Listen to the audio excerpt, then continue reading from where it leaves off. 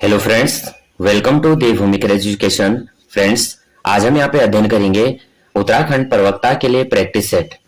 ये जो क्वेश्चन है फ्रेंड्स, ये चाहे आप अदर एग्जाम भी देते हैं तो उनके लिए भी इंपॉर्टेंट है, जैसे सीटेट वगैरह हो गया, यूटेट हो गया।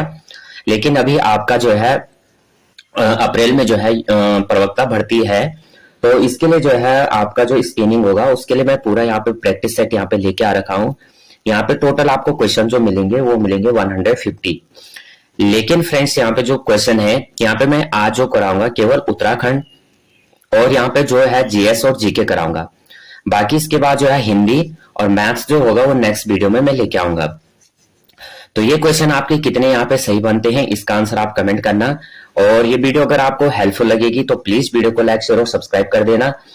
तो सबसे पहले हम देख लेते हैं, पहला क्वेश्चन है, भारत में उच्चतर शिक्षा के प्रारंभिक काल में अधिकांशतः किन विषयों पर ध्यान दिया गया था? तो भारत में उच्चतर शिक्षा के प्रारंभिक काल में जो है अधिकांशतः किन विषयों पर ध्यान दिया गया था, तो ये हमें बताना है। तो ऑप्शन नंबर सी हो जाएगा कला। तो कला विषय पर जो है भारत में उच्चतर शिक्षा के प्रारंभिक काल में अधिकांशतः ध्यान दिया गया था। तो राइट आंसर हमारा ऑप्शन नंबर सी हो जाएगा। अगला क्वेश्चन करेंगे, अकादमिक निष्ठा के संवर्धन यूजीसी अधिनियम 2018 के अनुसार संस्थानिक अकादमी निष्ठा पैनल में होंगे। तो क्या होंगे अकादमिक निष्ठा के संदर्भ में? तो ये होंगे फ्रेंड्स, ऑप्शन नंबर सी हो जाएगा। कितने सदस्य? 4 सदस्य। तो अकादमिक निष्ठा के संवर्धन संबंधी यूजीसी अधिनियम 2018 के अनुसार संस्थानिक अकादमिक निष्ठा पैनल में कितने सदस्य होंगे? 4 सदस्य। अगला क्वेश्चन है, उच्च शिक्षा में अनुदेश के माध्यम के संबंध में राधा कृष्णन आयोग की निम्न में से कौन सी अनुशंसाएं थी? तो यहाँ पे जो क्वेश्चन नंबर 3 है, इसका हमें देखना है, उच्च शिक्षा का माध्यम क्षेत्रीय भाषा होना चाहिए, ये भी सही है। अगला कह रहा है, संघीय भाषा में वैज्ञानिक और तकनीकी शब्दावली तैयार करने के लिए तत्काल कदम उठाए जाने चाहिए और सभी संघीय भाषाओं को अनिवार्य रूप से देवनागरी में लिखा जाना चाहिए और अंतरराष्ट्रीय व वैज्ञानिक शब्दावली के शब्दों का परिहार किया जाना चाहिए। यह भारत में उच्च शिक्षा क्षेत्र से अंग्रेजी को तत्काल बहिष्कृत कर देना चाहिए। तो जो ऑप्शन नंबर डी है और ई है, ये दोनों क्या है? गलत है।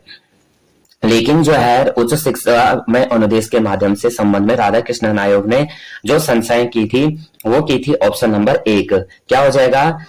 उच्च शिक्षा का माध्यम क्षेत्रीय भाषा में होना चाहिए और संघीय भाषाओं में वैज्ञानिक और तकनीकी शब्दावली तैयार करने के लिए तत्काल कदम उठाए जाने चाहिए और सभी संघीय भाषाओं को अनिवार्य रूप से देवनागरी लिपि में लिखा जाना चाहिए। तो राइट आंसर हमारा क्या हो जाएगा? ऑप्शन नंबर ए हो जाएगा। अब इसमें जो है, इसमें जो उच्च शिक्षा के संदर्भ में अनुदेशन आए थे, इसके संबंध में राधा कृष्णन आयोग का गठन कब किया गया था? भारत सरकार द्वारा वर्ष 1948 में किया गया था। ये आपको याद रखना है कि राधा कृष्णन आयोग का जो गठन हुआ था वो कब हुआ था? 1948 में किया गया था। इसमें जो है उन्होंने जो है कुछ यहाँ पे अनुशंसाएं दी थी। सबसे पहले इन्होंने कहा था कि उच्च शिक्षा का जो माध्यम है वो कैसा होना चाहिए? क्षेत्रीय भाषा में होना चाहिए। दूसरा, इन्होंने कहा था कि संघीय भाषाओं में वैज्ञानिक व तकनीकी शब्दावली तैयार करने के लिए तत्काल कदम उठाए जाने चाहिए, ये कहा था इन्होंने। अगला कहा था सभी संघीय भाषाओं को अनिवार्य रूप से देवनागरी में लिखा जाना चाहिए और साथ ही लोकतंत्र आत्मविश्वास के लिए प्रशिक्षण एवं वर्तमान के साथ अतीत की समझ विकसित करना है। उसके बाद कहा गया था कि विश्वविद्यालयों में जो है 3000 से अधिक और महाविद्यालयों में जो है 1500 से अधिक विद्यार्थियों की संख्या न हो। तो आप ये पॉइंट ध्यान रखना। और कार्य दिवसों की संख्या साल में 180 होगी, यानी जो भी स्कूल के डेज होंगे, जो भी कार्य दिवस होगा वो होगा 180 दिन। और इस विश्वविद्यालयों में जो है 3000 और महाविद्यालयों में जो है 1500 से अधिक अभ्यर्थी नहीं होने चाहिए। अगला क्वेश्चन, राजा राममोहन राय निम्नलिखित में से किसकी स्थापना के लिए जिम्मेदार थे? तो क्वेश्चन नंबर 4 का यहाँ पे राइट आंसर हो जाएगा friends, option number B, Hindu college Kolkata. क्या हो जाएगा? ऑप्शन नंबर बी हो जाएगा, हिंदू कॉलेज कोलकाता। अब यहाँ पे देख लेते हैं कि प्रेसिडेंसी विश्वविद्यालय कोलकाता, जिसे हिंदू कॉलेज के नाम से भी जाना जाता है, इसकी जो स्थापना का संबंध है महान समाज सुधारक राजा राममोहन राय से है। यह कॉलेज जो है औपचारिक रूप से 20 प्रेसिडेंसी विश्वविद्यालय के नाम से जाना जाता है। ये पॉइंट आप ध्यान रखना, जो पॉइंट मैं आपको बता रहा हूं इन पॉइंट्स को आप नोट डाउन कर लेना। क्वेश्चन नंबर 5 करेंगे, यूजीसी की स्थापना डैश डैश की सिफारिश पर की गई थी। तो ऑप्शन नंबर ये हो जाएगा फ्रेंड्स, विश्वविद्यालय विश्वविद्यालय शिक्षा आयोग के आधार पे। तो यूजी की स्थापना विश्वविद्यालय शिक्षा आयोग की सिफारिश पर की गई थी। यूजीसी 28 दिसंबर 1953 को अस्तित्व में आया तथा 1956 में जो है संसद के एक अधिनियम द्वारा भारत का वैधानिक संगठन बना। तो ऑप्शन नंबर क्या हो जाएगा, ये हमारा राइट आंसर हो जाएगा। भारत में निम्नलिखित मुक्त विश्वविद्यालयों के कालक्रम के अनुसार क्रमबद्ध कीजिए। तो सबसे पहले हम देखेंगे, इनको हमें जो है क्रमबद्ध लगाना है। कर्नाटक राज्य मुक्त विश्वविद्यालय, कर्नाटक राज्य मुक्त विश्वविद्यालय, तो ये था 1996। कब था, 1996। अगला जो है नेताजी सुभाष चंद्र मुक्त विश्वविद्यालय, तो ये था 1997। कब था, 1997। उसके बाद है उत्तर प्रदेश राजऋषि टंडन मुक्त विश्वविद्यालय, तो उत्तर प्रदेश राजऋषि टंडन मुक्त विश्वविद्यालय ये था 1999। कब था, 1999। उसके बाद है फ्रेंड्स, उसके बाद है मध्य प्रदेश भोज मुक्त विश्वविद्यालय, उत्तर प्रदेश मध्य प्रदेश भोज मुक्त विश्वविद्यालय, ये था फ्रेंड्स 1991। कब था, 1991। उसके बाद है फ्रेंड्स नालंदा मुक्त विश्वविद्यालय, तो नालंदा मुक्त विश्वविद्यालय फ्रेंड्स 1987। कब है, 1987। अब हम इनका क्रम लगाएंगे, तो क्रम लगाएंगे सबसे पहले इसको देखेंगे कौन कौन से विकल्प यहाँ पे दिए गए हैं। तो इसमें थोड़ा अभी पहले हम इनका क्रम लगा लेते हैं। तो सबसे पहले क्या आएगा, इसको इरेज कर लेते हैं। सबसे पहले आएगा फ्रेंड्स, इसमें देखते हैं तो नालंदा मुक्त विश्वविद्यालय, क्योंकि इसकी स्थापना कब हुई थी, 1987 में हुई थी। तो सबसे पहले क्या आ जाएगा, ई। उसके बाद कह रहा है मध्य प्रदेश भोज मुक्त विश्वविद्यालय, इसकी स्थापना कब हुई थी, हमने देखा था अभी 1991 में। कब हुई थी, 1991 में हुई थी। तो क्या हो जाएगा, डी हो जाएगा, ईडी। अगला क्या है, अगला जो था 1996 में कर्नाटक विश्वविद्यालय, तो क्या हो जाएगा, EDA. Option number A Karnataka राज्य मुक्त विश्वविद्यालय।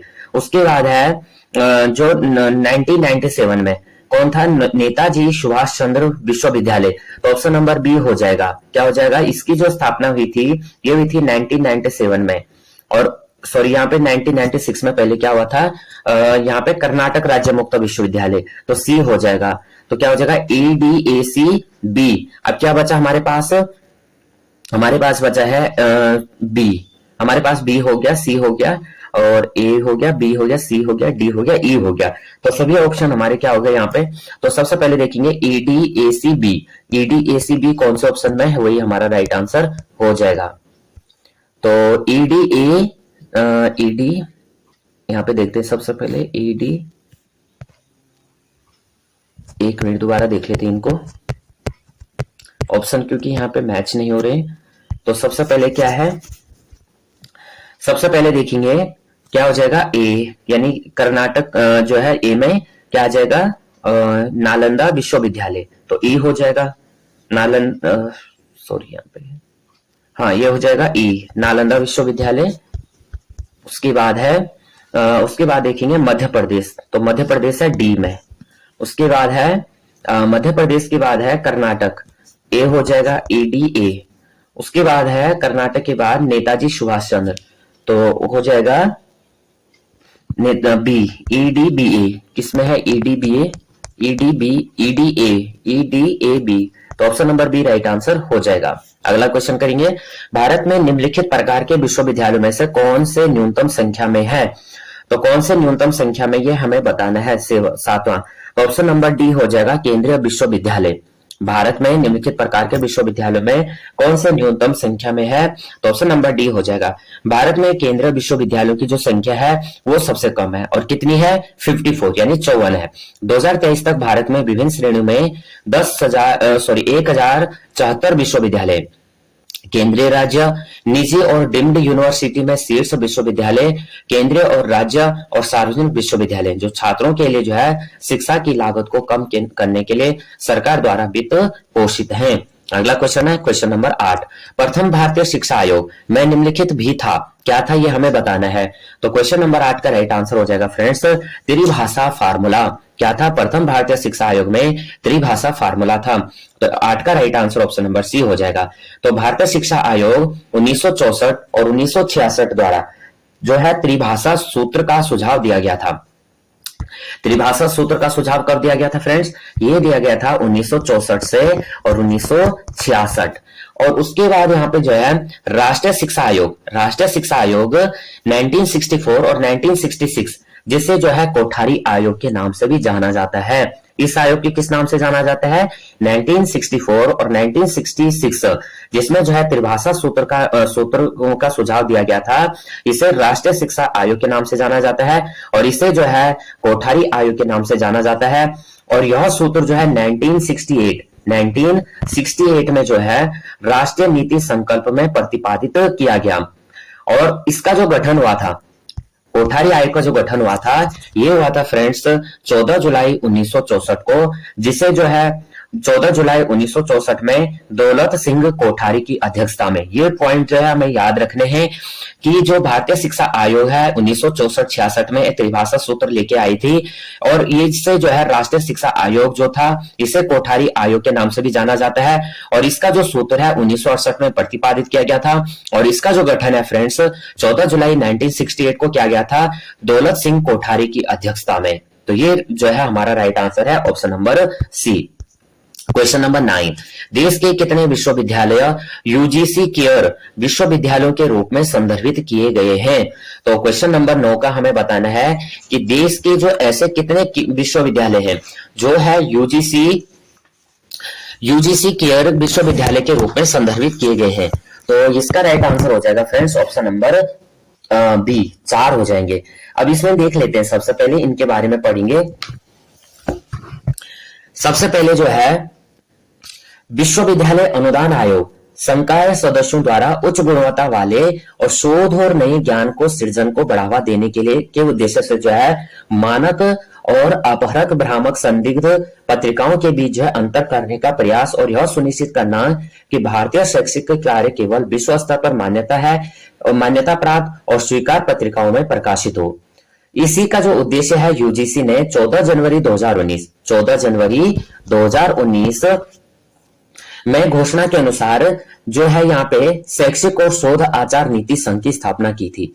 तो यहाँ पे क्वेश्चन बन सकता है कि 14 जो है शैक्षिक और शोध आचार नीति संघ की स्थापना कब की गई थी? तो ये की गई थी 14 जनवरी 2019 को।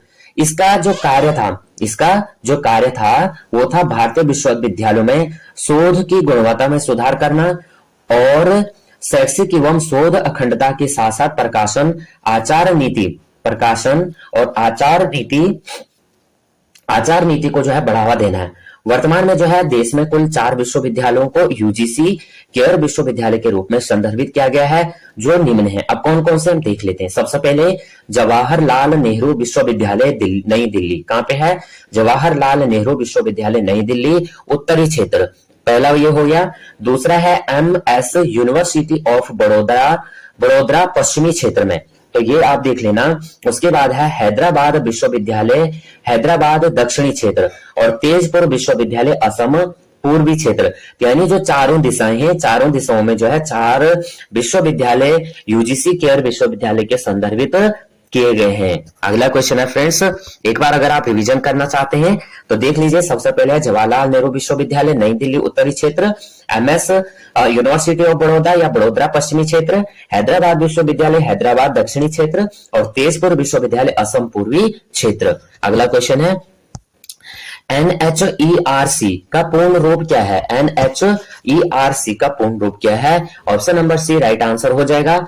Option number C right answer हो जाएगा national higher education regulatory council. क्या हो जाएगा? National higher education regulatory council. क्या है? NHERC। तो NHRC का full form national higher education regulatory council.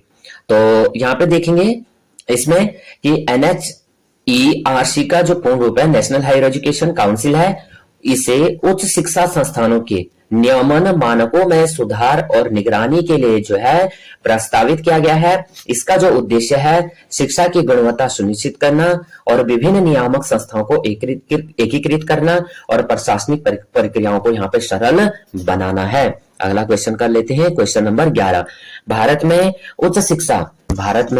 उच्च शिक्षा संबंधी प्रथम नियामक निकाय की स्थापना किसके अंतर्गत की गई है? तो क्वेश्चन नंबर 11 का राइट आंसर हो जाएगा option number B, MCI.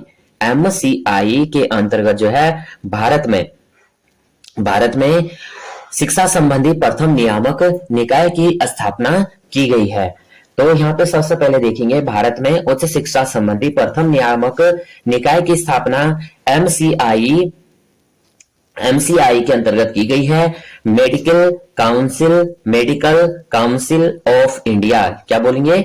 Medical council of India को इंडियन मेडिकल काउंसिल एक्ट 1956 के द्वारा स्थापित किया गया, जिसे 1993 में संशोधित किया गया है। तो यहाँ पे देखा एमसीआई तो क्या है, इसमें मेडिकल काउंसिल ऑफ इंडिया को जो है किसके अंतर्गत, इंडियन मेडिकल काउंसिल एक्ट 1956 के द्वारा स्थापित किया गया, जिसे जो है 1993 में क्या किया गया था, संशोधित किया गया था। नेक्स्ट क्वेश्चन करते हैं, क्वेश्चन नंबर 12, राष्ट्रीय शिक्षा दिवस प्रत्येक वर्ष निम्नलिखित में से किस तिथि को मनाया जाता है? तो राष्ट्रीय शिक्षा दिवस जो है option number C right answer हो जाएगा 11 नवंबर को। राष्ट्रीय शिक्षा दिवस प्रत्येक वर्ष जो है 11 नवंबर को मनाया जाता है। अब इसमें राष्ट्रीय शिक्षा दिवस 11 नवंबर को मनाया जाता है। इस दिन जो है भारत के पहले शिक्षा मंत्री अब्दुल कलाम आजाद का जन्म हुआ था। तो ये बात याद रखनी है कि जो राष्ट्रीय शिक्षा दिवस मनाया जाता है किसके जन्म दिवस पर मनाया जाता है। नंबर 13, वर्तमान में निम्नलिखित में से कौन से प्रकार के विश्वविद्यालय भारत में विद्यमान है? तो क्वेश्चन नंबर 13 का यहाँ पे जो राइट आंसर हो जाएगा फ्रेंड्स, सबसे पहले देखेंगे ये हो जाएंगे ऑप्शन नंबर सी। कौन कौन से हैं? ये हैं मानद विश्वविद्यालय, उसके बाद है केंद्रीय विश्वविद्यालय और उसके बाद है निजी विश्वविद्यालय। तो राइट आंसर हमारा क्या हो जाएगा, ऑप्शन नंबर सी हो जाएगा। सबसे पहले देख लेते हैं, भारत में जो है केंद्रीय विश्वविद्यालय ऐसे विश्वविद्यालय जिनकी स्थापना केंद्रीय अधिनियम द्वारा की जाती है, केंद्रीय विश्वविद्यालय कहलाते हैं। और इनकी जो वर्तमान संख्या है हमने ऊपर भी देखी थी, कितनी है, 54 है। दूसरा है राज्य विश्वविद्यालय। कौन है? राज्य विश्वविद्यालय। तो राज्य विश्वविद्यालय ऐसे विश्वविद्यालय जिनकी स्थापना प्रांतीय या अधिनियम द्वारा की जाती है, राज्य विश्वविद्यालय की मान्यता प्रदान की जाती है। वर्तमान में इनकी संख्या 416 है। तो सबसे पहले केंद्रीय विश्वविद्यालय, इनकी संख्या कितनी है, 416। उसके बाद राज्य विश्वविद्यालय, केंद्रीय विश्वविद्यालय कितनी है, 54। केंद्रीय विश्वविद्यालय की संख्या कितनी है, 54 है। उसके बाद राज्य विश्वविद्यालय, इनकी संख्या कितनी है, 416 है। उसके बाद है फ्रेंड्स डीम्ड विश्वविद्यालय। डीम्ड विश्वविद्यालय ऐसे विश्वविद्यालय जिनकी घोषणा केंद्र सरकार द्वारा विश्वविद्यालय अनुदान आयोग यूजीसी अधिनियम 1956 की धारा 3 के तहत की गई है, डीम्ड विश्वविद्यालय ये कहलाते हैं। और वर्तमान में इनकी संख्या 125 है। अगला प्राइवेट विश्वविद्यालय, तो ऐसे विश्वविद्यालय जिनकी स्थापना राज्य केंद्र के अधिनियम द्वारा एक प्रायोजक निकाय के माध्यम से की जाती है। और वर्तमान में इनकी संख्या कितनी है, 375 है। तो यहाँ पे तो केवल 3 विश्वविद्यालय दे रखे हैं, लेकिन जो है वर्तमान में जो है कितने प्रकार के विश्वविद्यालय विद्यमान है, ये है 4। सबसे पहले केंद्रीय विश्वविद्यालय जिसमें जो संख्या है 54 है। दूसरा है राज्य विश्वविद्यालय, इनकी संख्या 416 है। उसके बाद डीम्ड विश्वविद्यालय, इनकी संख्या 125 है। और यूजीसी अधिनियम 1956 की धारा के तहत डीम्ड विश्वविद्यालय की घोषणा की गई थी। प्राइवेट विश्वविद्यालय ये है 375। तो राइट आंसर हमारा हो जाएगा ऑप्शन नंबर सी। जिनको भी क्वेश्चन जो मैं फ्रेंड्स बोल रहा हूं उनको आप जो है नोट डाउन कर लीजिएगा। अगला क्वेश्चन, केंद्रीय विश्वविद्यालय। केंद्रीय विश्वविद्यालय देखेंगे तो सबसे पहले क्या कह रहा है, यूजीसी द्वारा स्थापित किए जाते हैं। अगला कह रहा है संसद के एक अधिनियम द्वारा स्थापित किए जाते हैं। ठीक है, अभी हमने देखा था ना केंद्रीय विद्यालय यूजीसी विश्वविद्यालय किनको स्थापित करता है, तो ऑप्शन नंबर 2 हमारा राइट आंसर हो जाएगा कि संसद के एक अधिनियम द्वारा स्थापित किए जाते हैं। उसके बाद कह रहा है कि भारत सरकार के शिक्षा विभाग द्वारा स्थापित किए जाते हैं। नहीं, केंद्र सरकार द्वारा वित्त पोषित होते हैं, तो ये भी है। तो हमारा जो राइट आंसर हो जाएगा बी राइट आंसर हो जाएगा। अब यहाँ पे केंद्रीय विश्वविद्यालयों की स्थापना संसद के एक अधिनियम द्वारा हुई है, जिसे यूजीसी द्वारा मान्यता प्राप्त है। केंद्रीय विश्वविद्यालय केंद्र सरकार द्वारा वित्त पोषित होते हैं तथा शिक्षा मंत्रालय के उच्च शिक्षा विभाग के क्षेत्र के अंतर्गत आते हैं। तो ऑप्शन नंबर बी हमारा राइट आंसर हो जाएगा। नेक्स्ट क्वेश्चन है, निम्नलिखित में से कौन उच्च शिक्षा का उद्देश्य नहीं है? तो यहाँ पे हमें ये ध्यान देना है क्या पूछा गया है। तो सबसे पहले करना है option number B right answer, साक्षरता स्तर में सुधार। क्या करना है? उच्च शिक्षा का उद्देश्य नहीं है, क्या नहीं है? साक्षरता स्तर में सुधार। सबसे पहले क्या करना है? करियर का निर्माण है, शोध है, अध्यापन है। तो इसमें देख लेते हैं, करियर विकास होना चाहिए, शोध कार्य होना चाहिए, शिक्षण अभ्यास होना चाहिए, और इसमें जो है उच्च शिक्षा विद्यार्थियों के सर्वांगीण विकास पर यहाँ पे बल देती है। अगला क्वेश्चन करेंगे, क्वेश्चन नंबर है 16। राष्ट्रीय शिक्षा आयोग, राष्ट्रीय ज्ञान आयोग के मुख्य अधिदेश क्षेत्रों के सही सेट की पहचान कीजिए।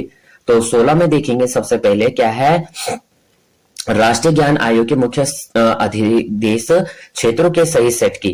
तो सबसे पहले 16 में देखते हैं क्या है, पहुंच, पहुंच, उसके बाद कह रहा है अवधारणा, फिर कह रहा है कि प्रदान, फिर है अनुप्रयोग और सेवाएं। तो सेवाएं तो बिल्कुल नहीं है, तो ऑप्शन नंबर ये हमारा राइट आंसर हो जाएगा। अगला क्वेश्चन है,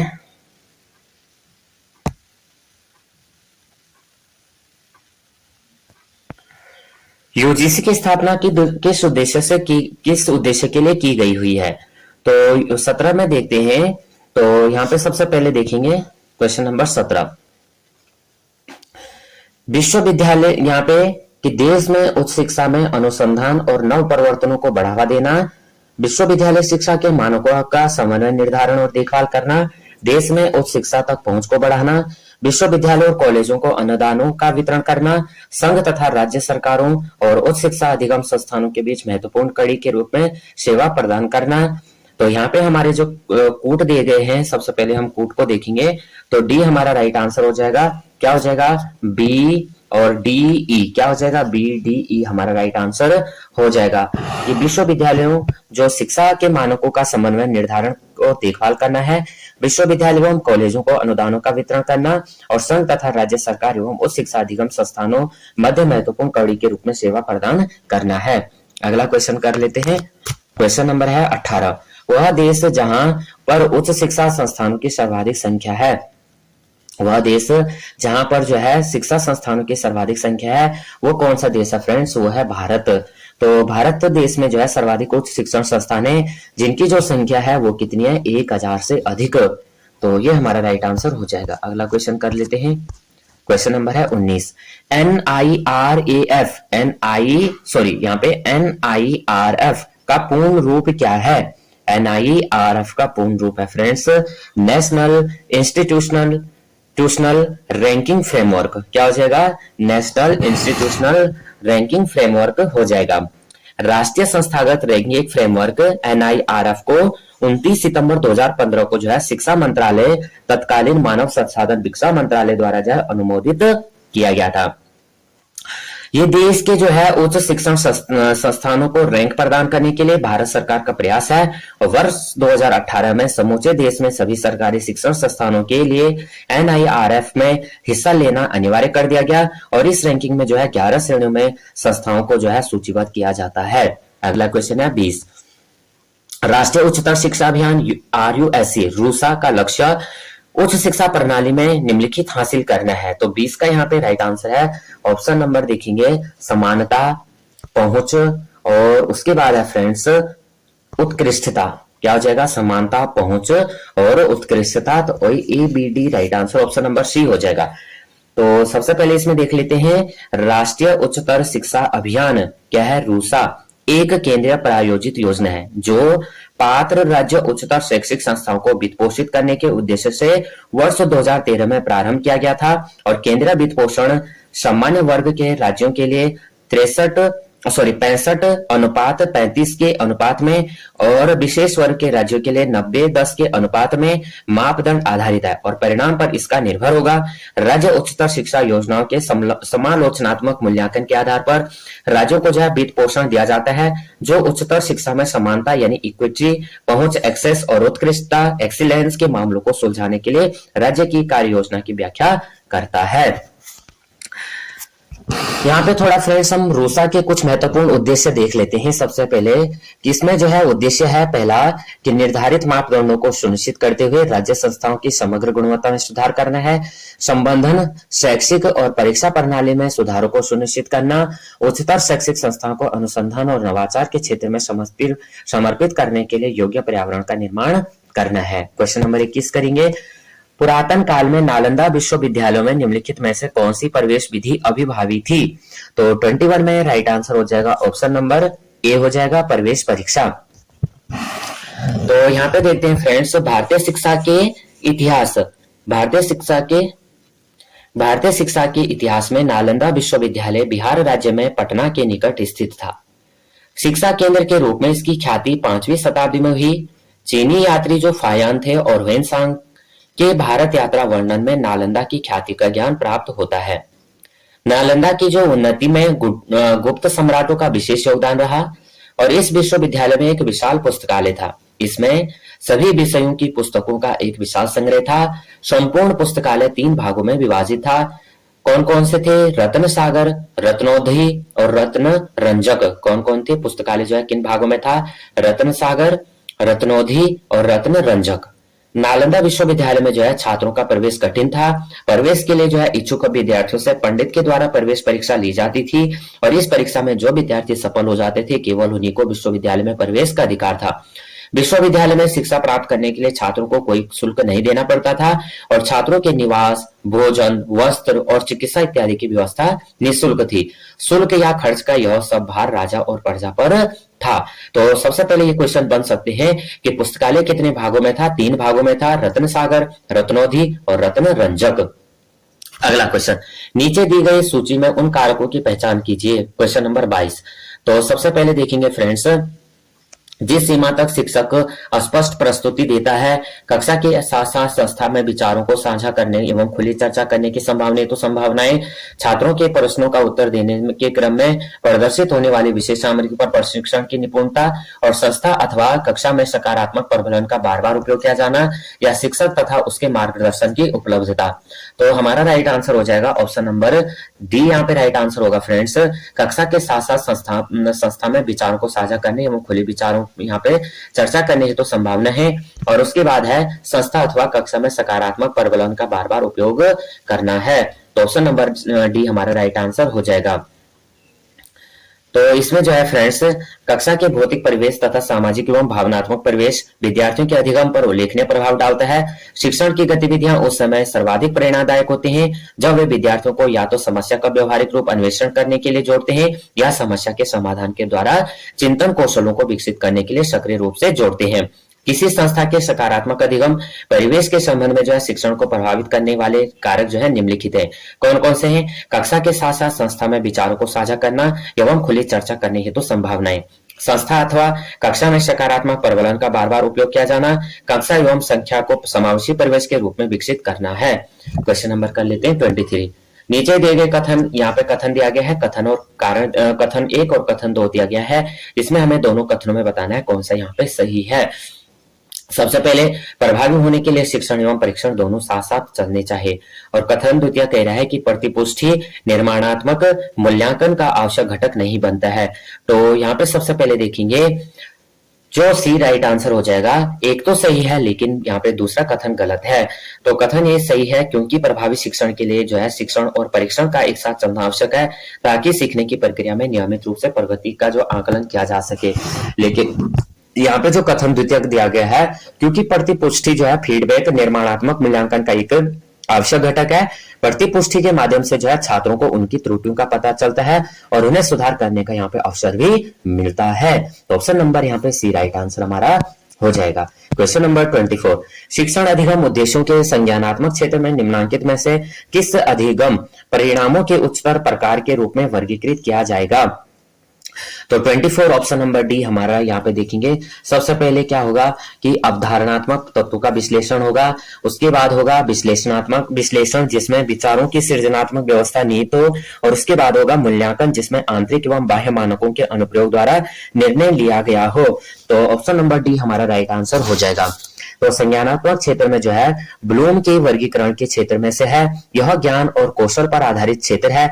नीचे से शुरुआत करते हैं और ऊपर आते हैं। आते हुए जो है संज्ञानात्मक क्षेत्र को 6 श्रेणियों में बांटा गया है। सबसे पहले निम्न प्रकार के रूप में किनको, ज्ञान, बोध और उपयोग को। उसके बाद है उच्चतर प्रकार के रूप में किसको, विश्लेषण को, संश्लेषण को और मूल्यांकन को।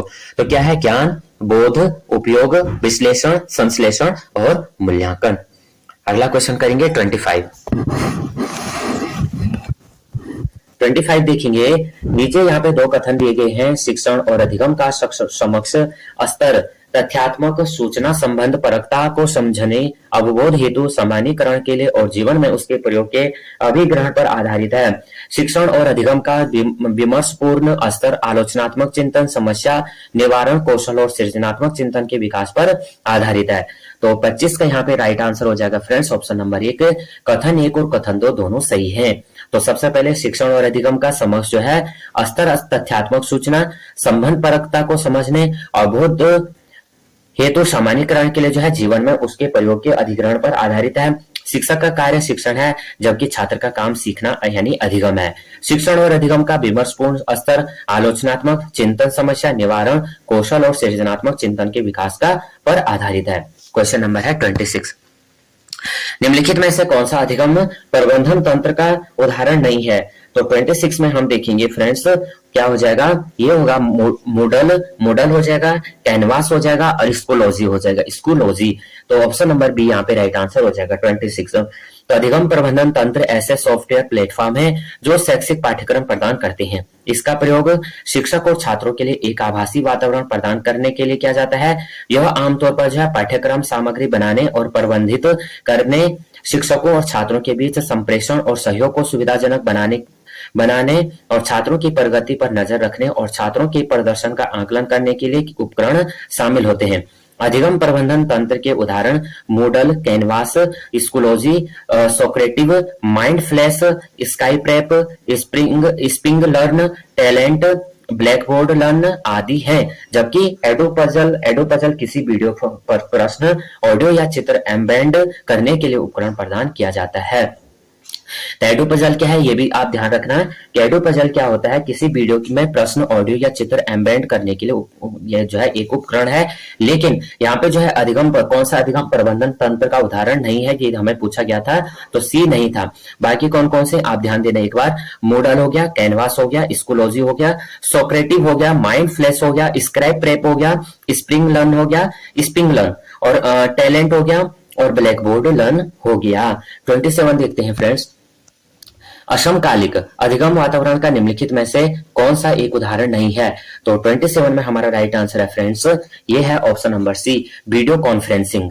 तो रचनात्मक सॉरी यहाँ पे तो सबसे पहले देखेंगे असमकालिक अधिगम की एक ऐसी विधि को संदर्भित करता है जहां शिक्षार्थियों को एक ही समय में एक साथ उपस्थित होने की आवश्यकता नहीं होती है।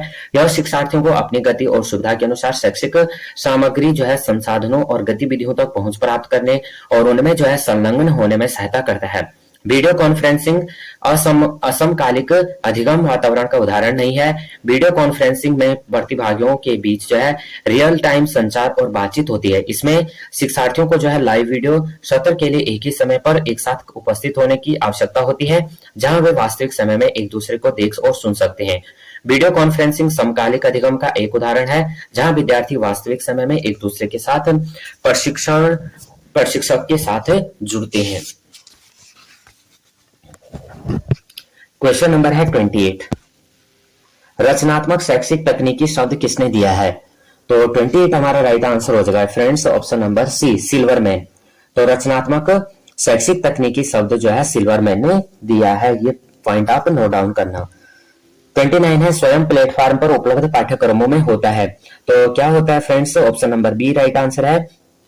क्या क्या इसमें, स्व मूल्यांकन परीक्षण, उसके बाद है वीडियो व्याख्यान, और उसके बाद क्या आता है, अनन्य रूप से तैयार की गई पठन सामग्री। ऑफलाइन चर्चा मंच नहीं है। सभी अधिगमकर्ताओं के लिए क्रेडिट अंतरण है, ये भी नहीं है। तो ऑप्शन नंबर बी हमारा राइट आंसर हो जाएगा। तो यहाँ पे यानी स्वयं क्या है, सबसे पहले हम स्वयं को देख लेते हैं। Study webs of active learning for young aspiring minds, ये आप याद रखना, स्वयं की full form study webs of active learning for young aspiring minds. तो ये हो जाएगा, यानी युवा आकांक्षी मन के लिए सक्रिय अधिगम का वेब अध्ययन एक ऑनलाइन एजुकेशन पोर्टल है जिसके द्वारा कई तरह की स्किल सीखा जा सकता है और ऑनलाइन कोर्स भी किया जा सकता है। यह भारत सरकार की शिक्षा मंत्रालय द्वारा संचालित होता है। स्वयं पोर्टल में स्कूल और प्रोफेशनल कोर्सेज शामिल हैं, जैसे अकाउंटेंसी, बिजनेस स्टडीज, मैनेजमेंट और कॉमर्स और आर्किटेक्चर एक्सेट्रा। स्वयं प्लेटफॉर्म पर वीडियो व्याख्यान, स्व मूल्यांकन, परीक्षण तथा अन्य रूप से तैयार की गई पाठ्य सामग्री यहाँ पे शामिल होती है। क्वेश्चन नंबर यहाँ पे है अगला 30। टीएलसी का पूर्ण रूप क्या है? टीएलसी का पूर्ण रूप क्या है? तो टीएलसी का पूर्ण रूप है फ्रेंड्स टोटल लिटरेसी कैंपेन। क्या है? टोटल लिटरेसी कैंपेन है। तो यहाँ पे संपूर्ण साक्षरता अभियान टीएलसी भारत में वयस्क निरक्षरता के उन्मूलन के लिए एक प्रमुख रणनीति है। यह दृष्टिकोण एक शक्तिशाली और व्यवहार मॉडल है जो भारत में साक्षरता परिदृश्य में एक महत्वपूर्ण सफलता हासिल करने में सहायता करता है। Question number 31। राष्ट्रीय शैक्षिक नियोजन और प्रशासन संस्थान NIEPA स्थित है। तो 31 देखेंगे NIPA, सबसे पहले NIEPA क्या है इसकी full form? National institute of educational planning and administration. तो यहाँ पे राइट आंसर हो जाएगा फ्रेंड्स सी, नई दिल्ली में। तो यहाँ पे NIEPA national institute of educational planning and administration, यह संस्थान नई दिल्ली में है। भारत में स्थित एक शोध केंद्रित विश्वविद्यालय। क्या है ये? NIEPA क्या है? एक रिसर्च सेंटर है।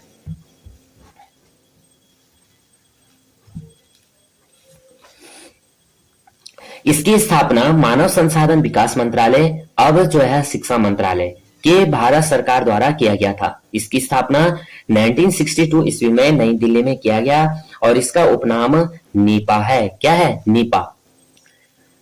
2006 में नीपा को जो है विश्वविद्यालय होने का दर्जा प्राप्त हुआ और इस संस्थान के कार्य क्षेत्र में शैक्षिक आयोजकों और प्रशासकों को जो है प्रशिक्षण, अनुसंधान, नवाचार तथा परामर्शी सेवाओं का यहाँ पे प्रसार आदि सम्मिलित है। तो सबसे पहले यहाँ पे आपको ध्यान देना है, नीपा को जो है विश्वविद्यालय होने का दर्जा कब दिया गया है? 2006 में।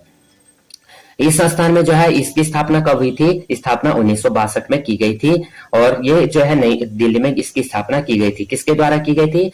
भारत में स्थित एक शोध केंद्रित विश्वविद्यालय जो है इसकी स्थापना मानव संसाधन विकास मंत्रालय द्वारा की गई थी, अब जिसे जो है शिक्षा मंत्रालय के द्वारा नाम से जाना जाता है। क्वेश्चन नंबर है 32।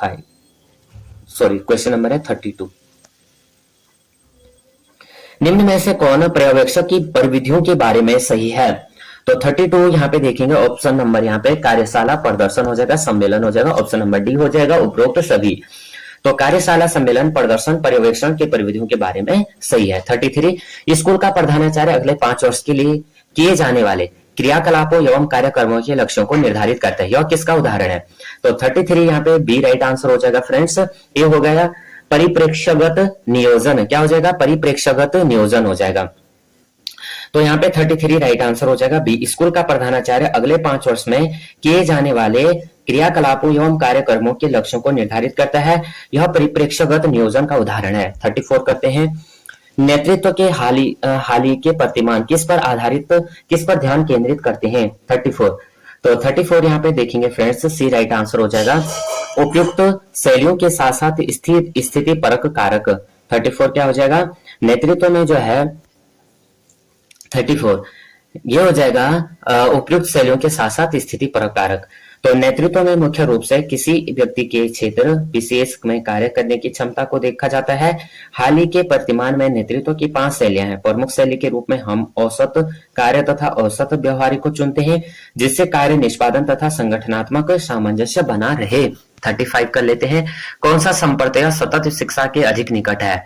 तो 35D राइट आंसर है फ्रेंड्स, जीवन पर्यंत शिक्षा। अगला क्वेश्चन है, तो इसमें जो है अगला क्वेश्चन, शिक्षण अधिगम व्यवस्था का संप्रत्यय किसने दिया? तो ये जो है नो डाउन पॉइंट है। शिक्षण अधिगम व्यवस्था का संप्रत्यय किसने दिया? ये दिया था फ्रेंड्स I.K. डेविस ने। किसने दिया था? I.K. डेविस ने दिया था।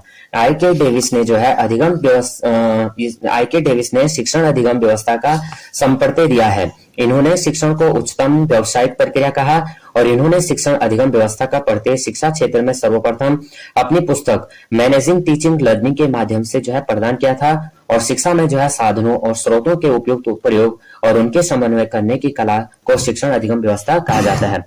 37 करेंगे फ्रेंड्स, शिक्षण प्रतिमान नहीं देते हैं। तो शिक्षण प्रतिमान नहीं देते हैं, शिक्षण अभ्यास। क्या नहीं देते हैं? शिक्षण अभ्यास नहीं देते हैं।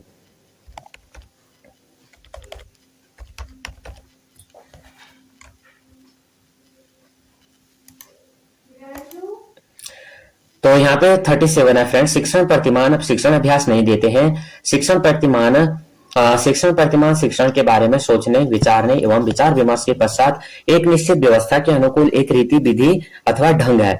पोल डी ईगन, विशिष्ट अनुदेशात्मक लक्ष्यों की प्राप्ति के लिए निर्मित उपचारात्मक शिक्षण व्यूह रचनाएं शिक्षण नीतियां ही प्रतिमान है। 38 करेंगे, निम्नलिखित में से किसके द्वारा रटना सीखने की बजाय अवधारणाओं की आलोचनात्मक समझ पर बल दिया जाता है? तो 38 का राइट आंसर है फ्रेंड्स ऑप्शन नंबर सी। क्या हो जाएगा? राष्ट्रीय ज्ञान आयोग द्वारा। राष्ट्रीय ज्ञान आयोग द्वारा। तो यहाँ पे जो है फ्रेंड्स यहाँ पे किसके द्वारा? यहाँ पे जो है राष्ट्रीय ज्ञान आयोग द्वारा रटना सीखने की बजाय अवधारणाओं की आलोचनात्मक समझ पर यहाँ पे दिया गया है। सबसे पहले यहाँ पे दिया गया है माध्यमिक शिक्षा आयोग। इसके बारे में हम थोड़ा बहुत देख लेते हैं। तो माध्यमिक शिक्षा आयोग भारत सरकार ने जो है 23 सितंबर 1952 को डॉक्टर लक्ष्मण स्वामी मुदालियर की अध्यक्षता में माध्यमिक शिक्षा आयोग की स्थापना की थी। तो ये आप देखना, माध्यमिक शिक्षा आयोग की स्थापना कब हुई थी? ये हुई थी फ्रेंड्स 23 सितंबर 1952 को। किसके अध्यक्षता में? डॉक्टर लक्ष्मण स्वामी मुदालियर के आयोग में। मुदालियर आयोग आपको पता होगा, आपने बीएड में पढ़ा होगा, में जो है स्थापना की गई और इसका जो उद्देश्य था छात्रों के व्यक्तित्व का चौमुखी विकास करना। ये आप देख लेना, चौमुखी विकास जो है मुदालियर आयोग में दिया गया था और छात्रों में व्यावसायिकता को विकसित करना, छात्रों में लोकतांत्रिक नागरिकता को यहाँ पे विकसित करना है। तो सबसे पहले माध्यमिक शिक्षा आयोग यानी मुदालियर आयोग कब आया था? 23 सितंबर 1952 को डॉक्टर लक्ष्मण स्वामी मुदालियर की अध्यक्षता में की गई थी। उसके बाद है फ्रेंड्स कोठारी आयोग। कोठारी आयोग के बारे में हमने ऊपर भी पढ़ा था। इसका गठन कब किया गया था? 14 जुलाई 1964 को किया गया था और इसका जो अध्यक्षता किसने की थी? डॉक्टर DS कोठारी ने। इसका जो उद्देश्य था उस समय भारत में पालन की जाने वाली शैक्षिक प्रणाली का आकलन करना और शिक्षा राष्ट्रीय पैटर्न और सभी स्तरों पर जो है शिक्षा का विकास करने वाली नीतियों और सिद्धांतों की यहाँ पे सिफारिश करने के लिए नियुक्त किया गया था। उसके बाद है फ्रेंड्स उसके बाद है राष्ट्रीय ज्ञान आयोग। तो राष्ट्रीय ज्ञान आयोग की स्थापना हुई थी फ्रेंड्स 13 जून 2005 को। कब हुई थी? 13 जून 2005 को हुई थी। और राष्ट्रीय ज्ञान आयोग एक भारतीय थिंक टैंक था। क्या था? एक भारतीय थिंक टैंक था। उसे उन संभावित नीतियों पर विचार करने का काम सौंपा गया था जो ज्ञान गहन सेवा क्षेत्र में भारत के तुलनात्मक लाभ को बढ़ा सकती है। यह अवधारणाओं की आलोचनात्मक समझ पर बल दिया गया है। तो क्या है? राष्ट्रीय ज्ञान आयोग जो है अवधारणाओं की आलोचना पर बल दिया गया है और इसका गठन 13 जून 2005 को किया गया था। उसके बाद है राष्ट्रीय शिक्षा नीति। तो राष्ट्रीय शिक्षा नीति जो है 1986 कब की है? 1986। राष्ट्रीय शिक्षा नीति 1986 द्वारा, इसके द्वारा जो है पहली बार संपूर्ण भारत में एक शिक्षा व्यवस्था को अपनाते हुए 10+2+3। आज की व्यवस्था क्या है ये आपको कमेंट करनी है। तो 10+2+3 तो उस समय की थी और इस राष्ट्रीय शिक्षा नीति में यह कहा गया है कि प्राथमिक शिक्षा देश के लगभग जो है 90% लोगों को प्राप्त है तथा माध्यमिक स्तर की शिक्षा में गणित और विज्ञान विषय को अनिवार्य कर दिया गया है। तो ये महत्वपूर्ण पॉइंट थे। इन पॉइंट्स को फ्रेंड्स आप जो है नोट डाउन कर लेना। फ्रेंड्स अगर आपने अभी तक चैनल को लाइक शेयर और सब्सक्राइब नहीं किया तो प्लीज आप चैनल को लाइक शेयर और सब्सक्राइब भी कर देना। और अगर आप जो है न्यू अपडेट के लिए टेलीग्राम से जुड़ना चाहते हैं तो न्यू अपडेट के लिए टेलीग्राम से जुड़ सकते हैं। यहाँ पे फ्रेंड्स जो है मैं जो मेरा दूसरा चैनल है Himalaya education scope, Himalaya education scope, यहाँ पे मैं जो है करंट अफेयर्स वीडियो अपलोड कर देता हूँ। और यहाँ पे फ्रेंड्स मैंने जो है प्रवक्ता के लिए हो गया या अन्य आप कोई भी पेपर देते हैं जिसमें आपका हिंदी पूछा जाता है, क्योंकि आपका उत्तराखंड, चाहे आप यूके पीएससी एग्जाम देते हैं, चाहे आप यूके एसएससी एग्जाम देते हैं, वहां पे आपको जो है फ्रेंड्स 20 नंबर का आपका हिंदी पूछा जाता है। हिंदी आपको जो है 20 नंबर का पूछा जाता है। तो हिंदी भी मैंने वीडियो वहां पे अपलोड कर रखी है। दूसरा फ्रेंड्स, वहां पे मैंने जो है उत्तराखंड के यहाँ पे एमसीक्यू यानी जो परीक्षा वाणी बुक है ना, आपने देखी होगी परीक्षा वाणी बुक, तो वो बुक मैंने जो है वहां पे 17 मैंने वीडियो अपलोड कर दिए हैं। उसी के साथ मैंने जो है, अगर आप लोग जो है उत्तराखंड के इंग्लिश में भी चाहते हैं, उत्तराखंड के एमसीक्यू इंग्लिश में चाहते हैं, तो उसकी बुक भी मेरे पास अवेलेबल है, तो मैं उसके एमसीक्यू भी अपलोड कर दूंगा। लेकिन आप लोगों को जो है उसमें कमेंट करना पड़ेगा, क्योंकि मैं यहाँ पे काफी वीडियो में मैंने कहा, लेकिन किसी भी वीडियो में जो है मुझे इतना अच्छा रिस्पॉन्स नहीं मिलता है, जिससे जो है एक बहुत ही मतलब डिमोटिवेट हो जाता हूँ। तो इससे जो है आप लोग जो है प्लीज मोटिवेट करना, और जो है मोटिवेट करने के लिए आप लोगों को जो है कमेंट करने हैं कि आप लोग जो है अगर उत्तराखंड पे, मैंने वैसे 16-17 वीडियो परीक्षा वाणी की अपलोड कर रखी हैं। मैंने दूसरी बुक है जो उसमें भी मैंने जो है 1 लाइनर क्वेश्चन है वो भी मैंने अपलोड कर रखे हैं, और एक मेरे पास जो थी यहाँ पे व्याख्या सही था वो भी मैंने अपलोड कर रखा है। बाकी मैंने सोर्स नोट्स हो गए, हैंड रिटन नोट्स हो गए, और मैंने काफी वीडियो वहां पे अपलोड कर रखे हैं। दूसरा मैंने जो है वहां पे रीजनिंग के वीडियो जो है कुछ अपलोड कर रखे हैं, तो आप उन्हें भी देखना चाहते हैं तो उन्हें भी देख सकते हैं। सभी आप जो है प्लेलिस्ट मिल जाएगी, प्लेलिस्ट आप देख सकते हैं। तो अब हम यहाँ पे जो है टाइम, इसमें जो है काफी टाइम यहाँ पे लग रहा है, तो यहाँ पे अभी हम देखते हैं 40 क्वेश्चन। सबसे पहले क्वेश्चन है 40, एनसीटीई संबंधित है, तो एनसीटीई संबंधित किससे है फ्रेंड्स? ये हो जाएगा फ्रेंड्स अध्यापक शिक्षा से। किससे हो जाएगा? अध्यापक शिक्षा से। तो एनसीटीई राष्ट्रीय अध्यापक शिक्षा परिषद, राष्ट्रीय अध्यापक शिक्षा परिषद वर्ष 1993 में पारित किया गया था तथा वर्ष 1995 से अस्तित्व में आया था। और इस परिषद का जो उद्देश्य था, पूरे देश में अध्यापक शिक्षा प्रणाली को नियोजित एवं समन्वित विकास किए जाने के साथ साथ जरूरी नियम बनाने और अध्यापक शिक्षा के मानकों एवं स्तरों का उचित संरक्षण करना था। तो यहाँ पे फ्रेंड्स जो 40 है, इसका राइट आंसर हमारा क्या हो जाएगा? सी हो जाएगा। तो एनसीटी, एनसीटी क्या? राष्ट्रीय अध्यापक शिक्षा परिषद है। यह पारित 1993 में किया गया था और 1995 में यह अस्तित्व में आया था। तो ये आपको पॉइंट याद रखने हैं कि इसको जो है पारित किया गया 1993 में। कब किया गया? 1993 में। अस्तित्व में आया था 1995 में, यानी 2 साल बाद। ये आपको याद रखना है। अगला क्वेश्चन कर लेते हैं।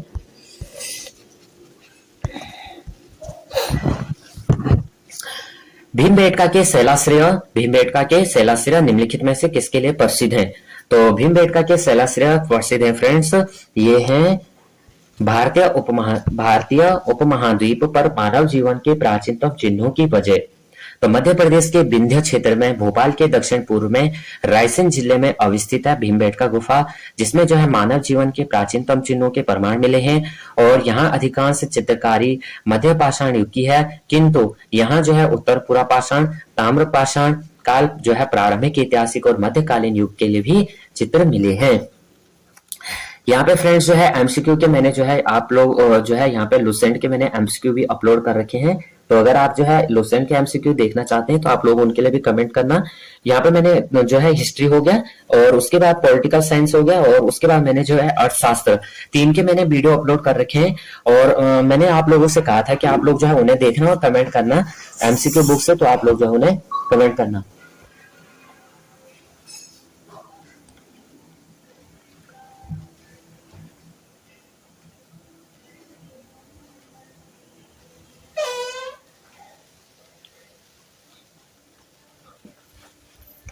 नेक्स्ट क्वेश्चन 42, डैश दिल्ली शहर की स्थापना सबसे पहले की थी?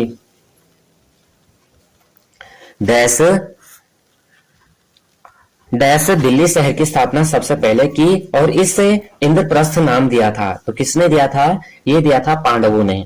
तो पांडवों ने जो है दिल्ली शहर की स्थापना सबसे पहले की थी और इसे जो है इंद्रप्रस्थ नाम भी दिया था। आधिकारिक तौर पर राष्ट्रीय राजधानी क्षेत्र नई दिल्ली भारत का एक केंद्र शासित प्रदेश एवं महानगर है। राष्ट्रीय राजधानी होने के नाते केंद्र सरकार की तीनों इकाइयों कार्यपालिका, संसद एवं न्यायपालिका के मुख्यालय नई दिल्ली में स्थापित है। यमुना नदी के किनारे स्थित इस नगर का गौरवशाली पौराणिक इतिहास है। महाभारत काल में पांडवों ने दिल्ली शहर की स्थापना सबसे पहले की थी और इस शहर को इंद्रप्रस्थ नाम दिया था। अगला क्वेश्चन करेंगे फ्रेंड्स, कामरूप का प्राचीन साम्राज्य किस राज्य में मौजूद था? ये था फ्रेंड्स असम में। तो असम जो है, एक असम का प्राचीन नाम कामरूप था, जो 13वीं शताब्दी में ब्रह्मपुत्र घाटी में स्थापित किया गया था। 44, भारत में ईस्ट इंडिया कंपनी की सत्ता जमने से पहले भारत किससे बड़े मुलायम कपड़ों का निर्यात करता था? तो 44 का राइट आंसर है सूती एवं रेशम। तो भारत में ईस्ट इंडिया कंपनी की सत्ता जमने से पहले जो है सूती एवं रेशम के बड़े मुलायम कपड़ों, मसालों, मोती आदि का निर्यात करता था। 45 करेंगे, ईस्ट इंडिया कंपनी की स्थापना के समय भारत का शासक कौन था? तो 45 option number B right answer हो जाएगा, अकबर। तो ईस्ट इंडिया कंपनी की जब स्थापना हुई थी उस समय भारत का जो शासक था वो था अकबर। तो अंग्रेजों ने जो है पूर्व में अपनी व्यापारिक गतिविधियों के लिए जो है ब्रिटिश ईस्ट इंडिया कंपनी नामक कंपनी बनाई, जिसकी स्थापना 1599 में इंग्लैंड के एक मर्चेंट एडवेंचर्स नामक दल के द्वारा the united company of merchants of London trading into the East Indies के नाम से की थी। दिसंबर 1600 ईस्वी में ब्रिटेन की महारानी एलिजाबेथ प्रथम ने ईस्ट इंडिया कंपनी को पूर्वी एवं दक्षिणी पूर्वी भारत के साथ व्यापार के लिए 15 वर्षों के लिए अधिकार पत्र प्रदान किया। उस समय भारत का शासक मुगल सम्राट अकबर था, जिसका शासनकाल 1556 से और 1605 ईस्वी तक था। मुगल काल का सबसे महान शासक भी था। अगला क्वेश्चन, भारत की संविधान सभा का विचार पहली बार किसने दिया था? तो भारत का संविधान सभा का पहली बार विचार दिया था 46 ऑप्शन नंबर बी हो जाएगा, एम.एन. रॉय ने। किसने दिया था? एम.एन. रॉय ने दिया था।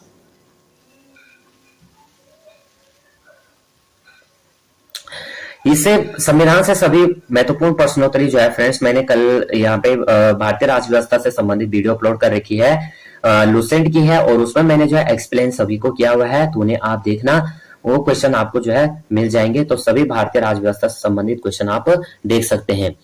तो 46 में देखेंगे, संविधान सभा भारत में विचार जो है पहली बार एम.एन. रॉय ने सन 1934 में दिया था। 1946 में जो है क्रिप्स मिशन की असफलता के बाद कैबिनेट मिशन आया और इस मिशन ने जो है भारतीय संविधान के निर्माण के लिए एक बुनियादी ढांचे का प्रारूप स्वीकार किया, जिसे संविधान सभा नाम दिया गया। और मूल संविधान में जो है 395 अनुच्छेद, 22 भाग और 8 अनुसूचियां थी। लेकिन जो है यहाँ पे कभी-कभी जो है आयोग जो है यहाँ पे 470 अनुच्छेद, यानी आयोग नहीं हम कह सकते हैं, कभी-कभी एग्जाम में 400 कोई कहता है 470 अनुच्छेद है, लेकिन फ्रेंड्स ये उसके सब पार्ट मिला के 470 हो रहे हैं, लेकिन अभी जो है 395 अनुच्छेद ही है। तो एक बार अगर आप देखना चाहते हैं संविधान सभा का जो गठन हुआ था, विचार आया था सर्वप्रथम, ये आया था 1934 में, और वो थे वामपंथी नेता एम.एन. रॉय। गठन का जो प्रस्ताव हुआ था स्वराज पार्टी के द्वारा 1934 में, भारतीय राष्ट्रीय कांग्रेस द्वारा संविधान निर्माण की जो मांग की गई थी 1935 में, ये आप ध्यान रखना। संविधान निर्माण हेतु वयस्क मताधिकार की जो बात की गई थी 1938 में की गई थी पंडित जवाहरलाल नेहरू के द्वारा, और अगस्त प्रस्ताव जो आया था 1940 में आया था। सर्वप्रथम जो 1895 में तिलक ने स्वराज प्रस्ताव में संविधान बनाने की मांग की थी, और 1928 में जो है नेहरू समिति की रिपोर्ट की चुनौती स्वीकार का प्रस्ताव आया था। संविधान सभा का जो गठन हुआ था 22 जुलाई 1946 को हुआ था, कैबिनेट मिशन के निर्देश पर। किसके निर्देश पर? संविधान सभा का जो गठन हुआ था 22 जुलाई 1946 को कैबिनेट मिशन के निर्देश पर हुआ था। 3 सदस्य जो है यहाँ पे भेजे गए थे, 3 सदस्य, lord Pethick Lawrence, sir Stafford Cripps और ए.वी. अलेक्जेंडर। इनको जो है भारत भेजा गया था 1946 में लॉर्ड एटली द्वारा। किन्हें? 3 सदस्य थे, lord Pethick Lawrence, sir Stafford Cripps, A V. Alexander. इनको भारत भेजा गया था 1946 में लॉर्ड एटली के द्वारा। 24 जनवरी 1950 को जो है डॉक्टर राजेंद्र प्रसाद को प्रथम राष्ट्रपति के रूप में यहाँ पे नियुक्त किया गया। संविधान सभा की यहाँ पे जो पहली बैठक हुई थी 9 दिसंबर 1946 को हुई थी। सच्चिदानंद सिन्हा को यहाँ पे अध्यक्ष चुना गया था। 11 दिसंबर 1946 को जो है डॉक्टर राजेंद्र प्रसाद को संविधान का अस्थायी अध्यक्ष और एस.सी. मुखर्जी उपाध्यक्ष चुने गए, और बी.एन. राव को जो है संवैधानिक सलाहकार बनाया गया। 26 जुलाई 1947 को गवर्नर जनरल ने पाकिस्तान के लिए पृथक संविधान सभा की घोषणा की थी। और 13 दिसंबर 1946 ईस्वी को जो है जवाहरलाल नेहरू द्वारा उद्देश्य प्रस्ताव शुरू किया गया था। 22 जनवरी 1947 ईस्वी को यह स्वीकृत किया गया। संविधान सभा की जो बैठक हुई थी 10 दिसंबर 1946 को दूसरी बैठक हुई थी। जो है 10 दिसंबर 1946 को दूसरी बैठक हुई थी। तीसरी जो बैठक हुई थी 13 दिसंबर 1946 को हुई थी। और अंतिम जो बैठक हुई थी 24 जनवरी 1950 को हुई थी। संविधान सभा को जो है पारित किया गया 26 नवंबर 1949 को। संविधान सभा लागू किया गया था 26 जनवरी 1950 को। भारत आजाद हुआ था 15 अगस्त 1947 को। राष्ट्रीय ध्वज को मान्यता दी गई थी जो है 22 जुलाई 1947 को। राष्ट्रीय गान पारित किया गया 24 जनवरी 1950। राष्ट्रीय गीत पारित किया गया 24 जनवरी 1950। संविधान सभा का जो प्रथम वाचन हुआ था 4 नवंबर 1948 से 9 नवंबर 1948 तक। द्वितीय वाचन हुआ था 15 नवंबर 1948 से 17 अक्टूबर 1949 तक। तृतीय वाचन हुआ था 14 नवंबर 1949 से 26 नवंबर 1949 तक। और वर्तमान में हमें पता है कि जो है टोटल जो है 25 भाग है, 395 अनुच्छेद है और 12 अनुसूचियां हैं। तो 46 का राइट आंसर है ऑप्शन नंबर बी।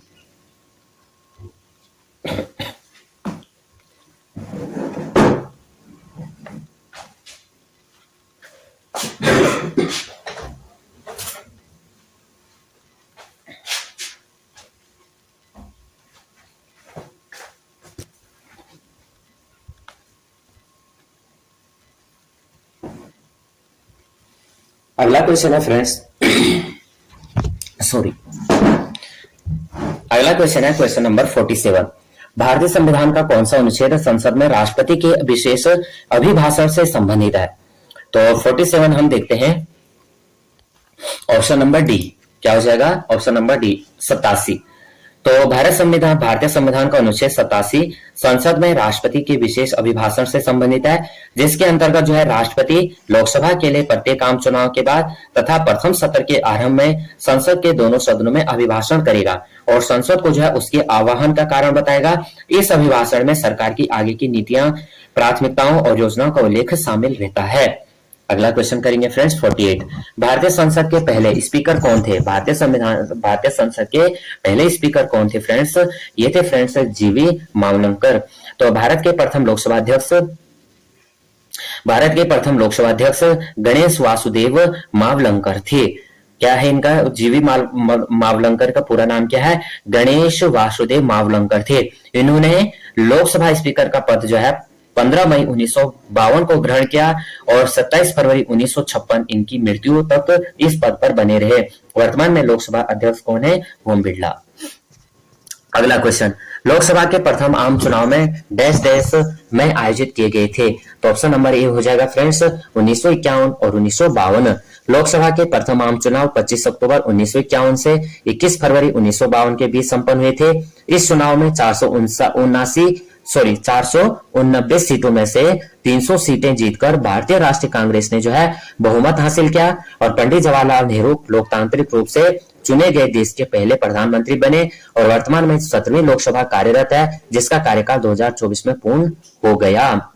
ठीक है, और इसमें क्या है? लोकसभा के प्रथम आम चुनाव। तो ये हम अगला क्वेश्चन, ठीक है, 1951 से 1952।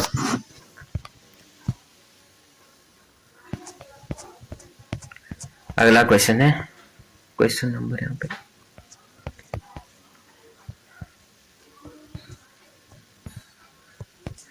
क्वेश्चन नंबर 50 है फ्रेंड्स। लोकसभा में उन सदस्यों की कुल संख्या कितनी है जिन्हें राज्यों के विभिन्न चुनाव क्षेत्रों से सीधे जनता द्वारा चुना जाता है?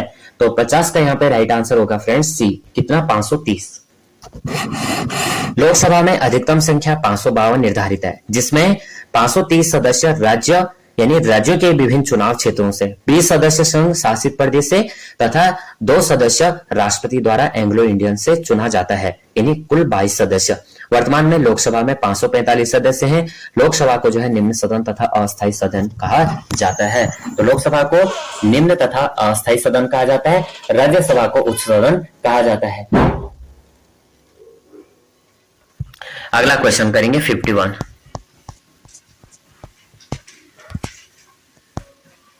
बिग बैंग सिद्धांत किसके द्वारा प्रतिपादित किया गया था?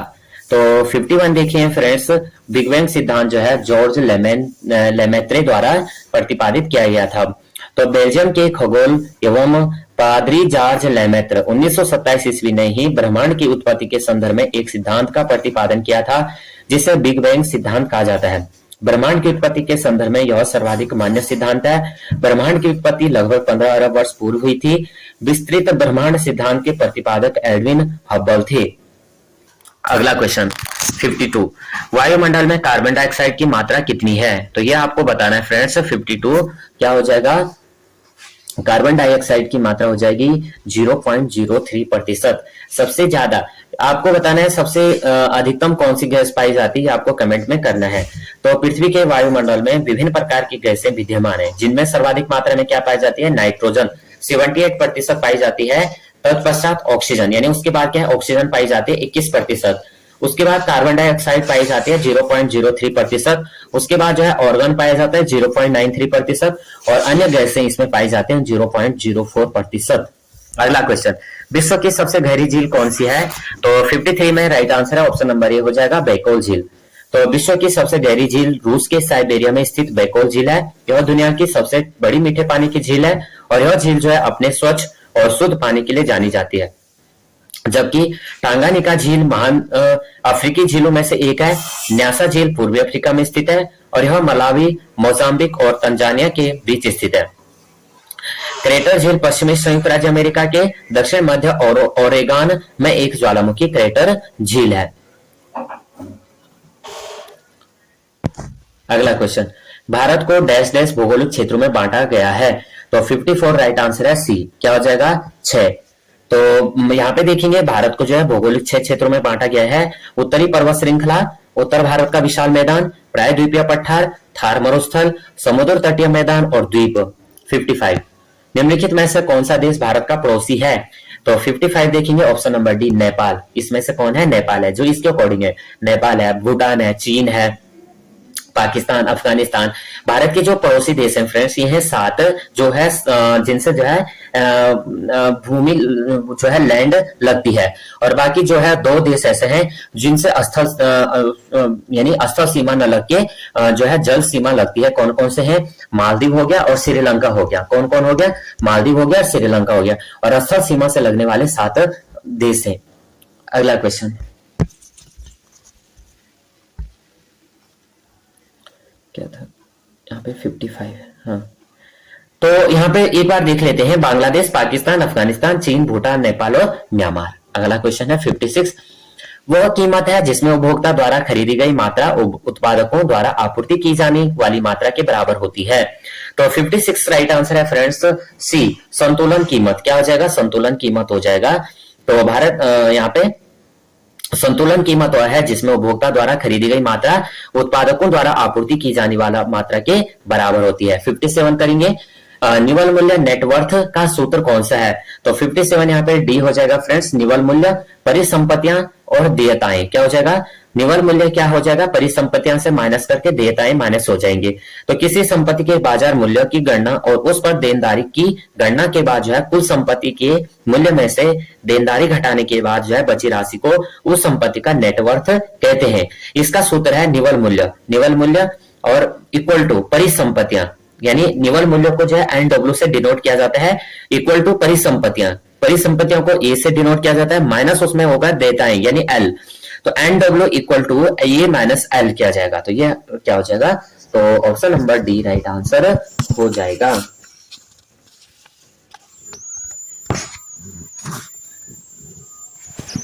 अगला क्वेश्चन है फ्रेंड्स 58। फ्रेंड्स ये वीडियो आपको थोड़ा भी हेल्पफुल लगी हो तो प्लीज आप लोग जो है वीडियो को लाइक शेयर और सब्सक्राइब करना, कमेंट भी करना। अगला क्वेश्चन है, कोई भी समाज निश्चित रूप से समृद्ध और खुशहाल नहीं हो सकता है जिसके सदस्यों का काफी बड़ा हिस्सा गरीब और दयनीय स्थिति में हो। उपरोक्त कथन किसका है? तो 58 का राइट आंसर है friends option number A, Adam Smith का। तो एडम स्मिथ एक ब्रिटिश नीतिवेता, दार्शनिक और राजनीतिक अर्थशास्त्री थे। इन्हें आधुनिक अर्थशास्त्र का जनक भी कहा जाता है। इनका प्रसिद्ध कथन है, ऐसा कोई भी समाज निश्चित रूप से समृद्ध और खुशहाल नहीं हो सकता जिसके सदस्यों का काफी बड़ा हिस्सा गरीब और दयनीय स्थिति में है। इनकी सबसे प्रसिद्ध पुस्तक द वेल्थ ऑफ नेशंस है। अगला क्वेश्चन है फ्रेंड्स, स्वपोषी अपने भोजन का संग्रहण किस रूप में करते हैं?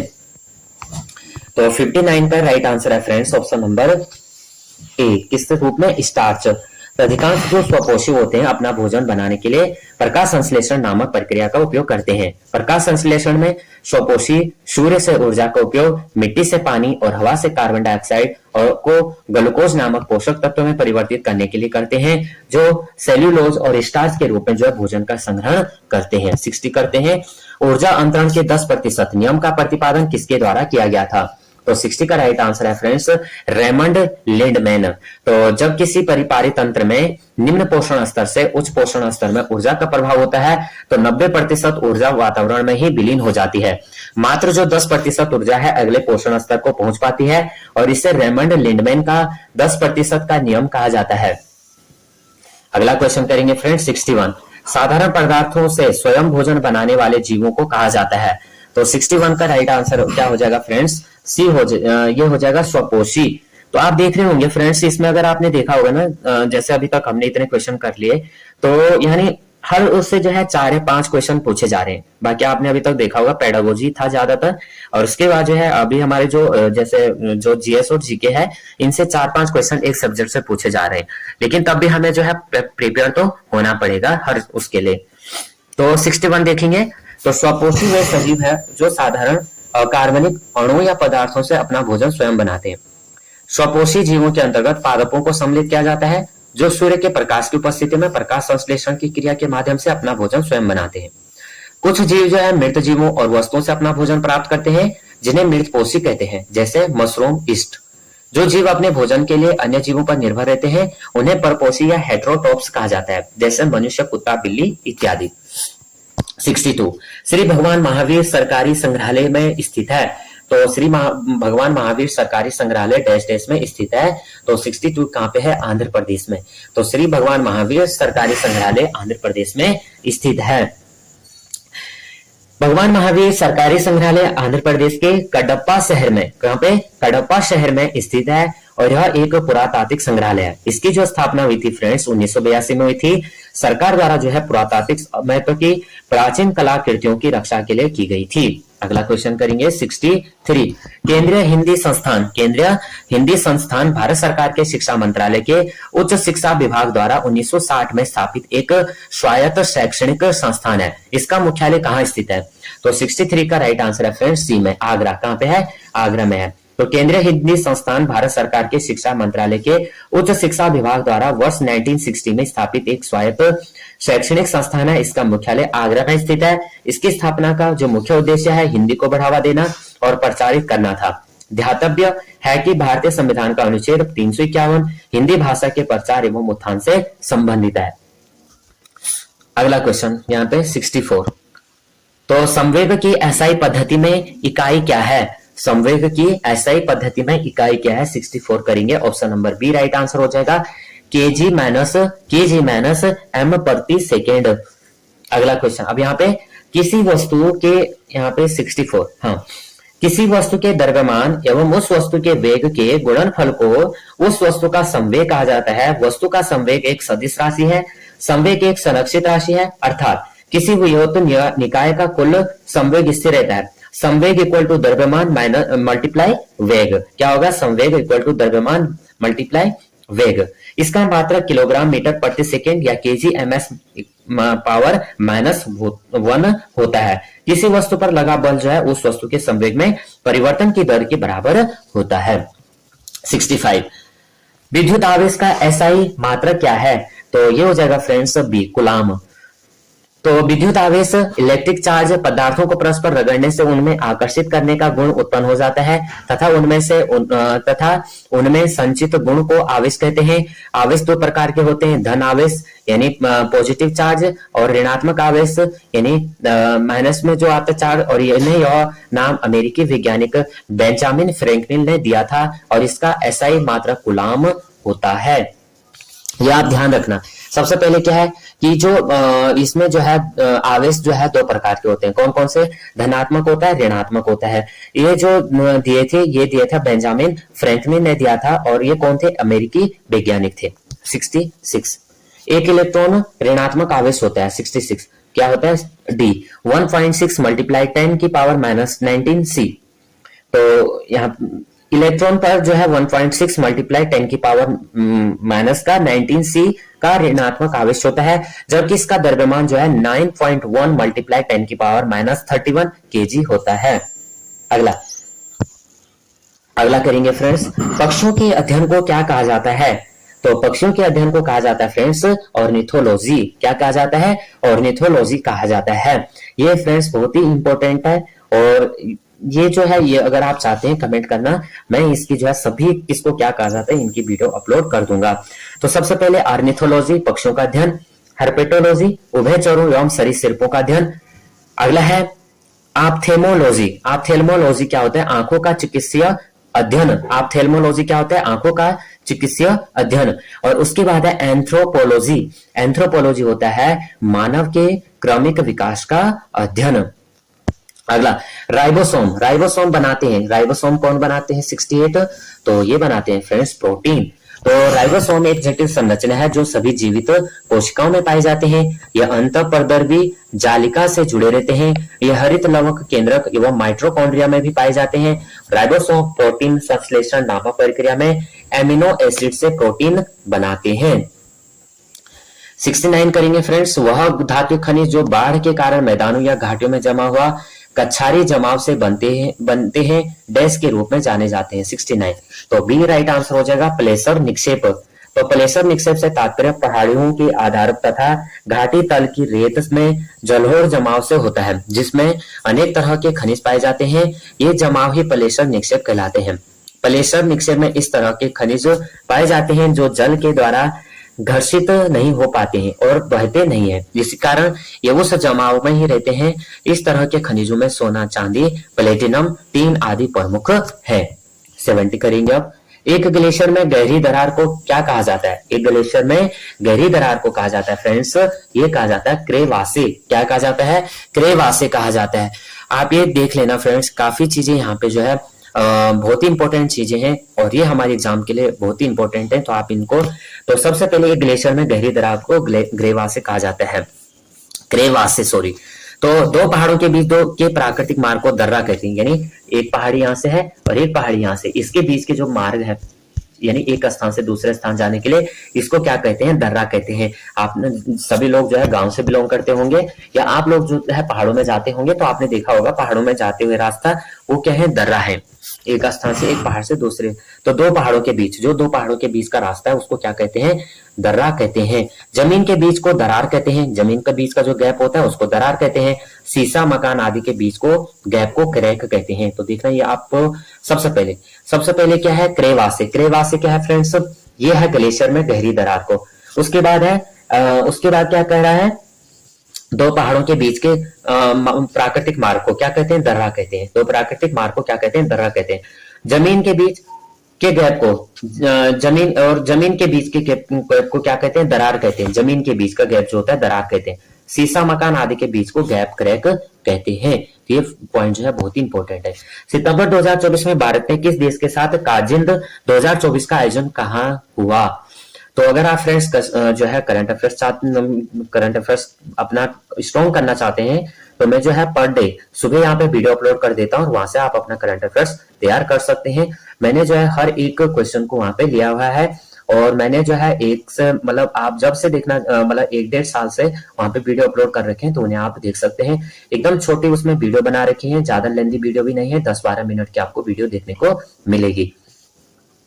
तो सबसे पहले 71 तो यहाँ पे देखेंगे फ्रेंड्स, सितंबर 2024 में भारत ने किस देश के साथ काजिंद 2024 का आयोजन कहाँ हुआ था? तो सी में कजाकिस्तान में। कहाँ पे हुआ था? कजाकिस्तान में हुआ था। तो काजिंद जो है भारत एवं कजाकिस्तान के बीच आयोजित होने वाला वार्षिक द्विपक्षीय सैन्य अभ्यास है। काजिंद 2024 के 8वें संस्करण का आयोजन 30 सितंबर से 31 अक्टूबर के बीच उत्तराखंड के ओली में किया गया। तो option number B C right answer हो जाएगा। 72 सितंबर 2024 में किसे दादा साहेब फाल्के पुरस्कार प्रदान करने की घोषणा की गई? 72 में बी राइट आंसर है फ्रेंड्स, मिथुन चक्रवर्ती को।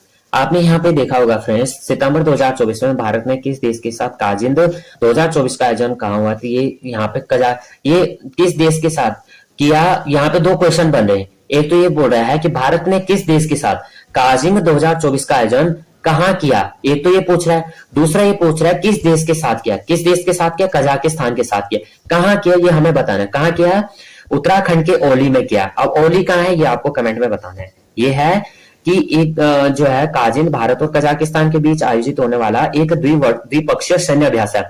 काजिंद 2024 का 8वां संस्करण का आयोजन 30 सितंबर से 13 अक्टूबर के बीच उत्तराखंड के ओली में किया गया। और ओली कहां पे है ये आपको कमेंट में करना है।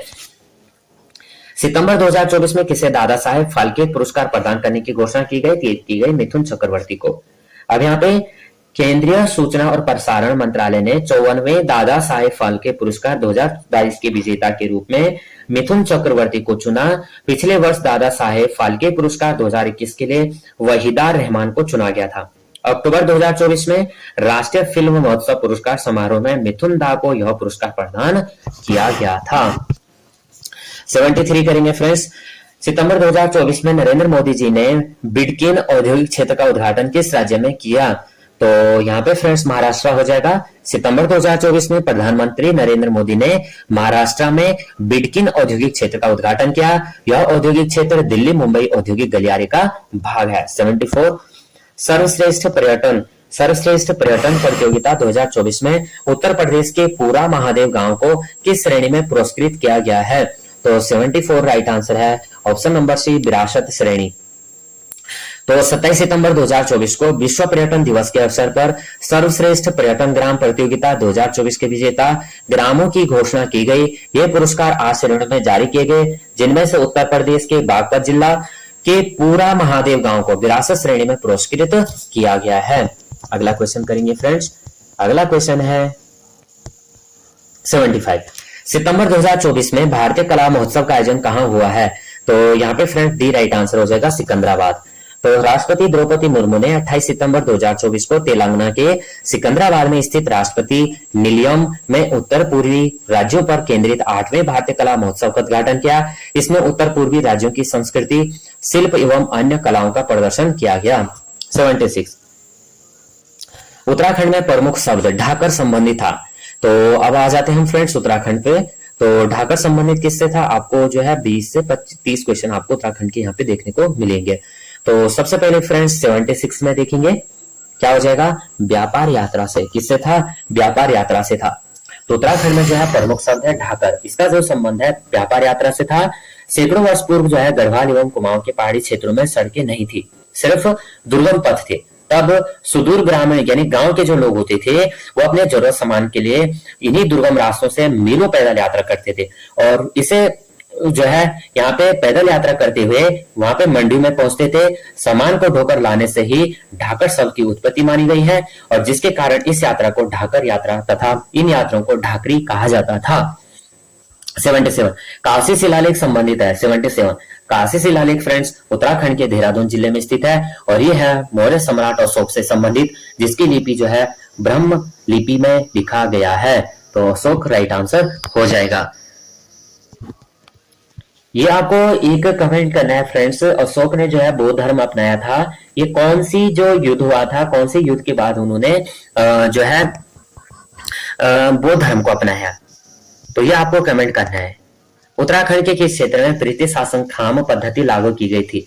78 तो ऑप्शन नंबर यहाँ पे सी, उत्तराखंड के क्या हो जाएगा, तराई भाबर।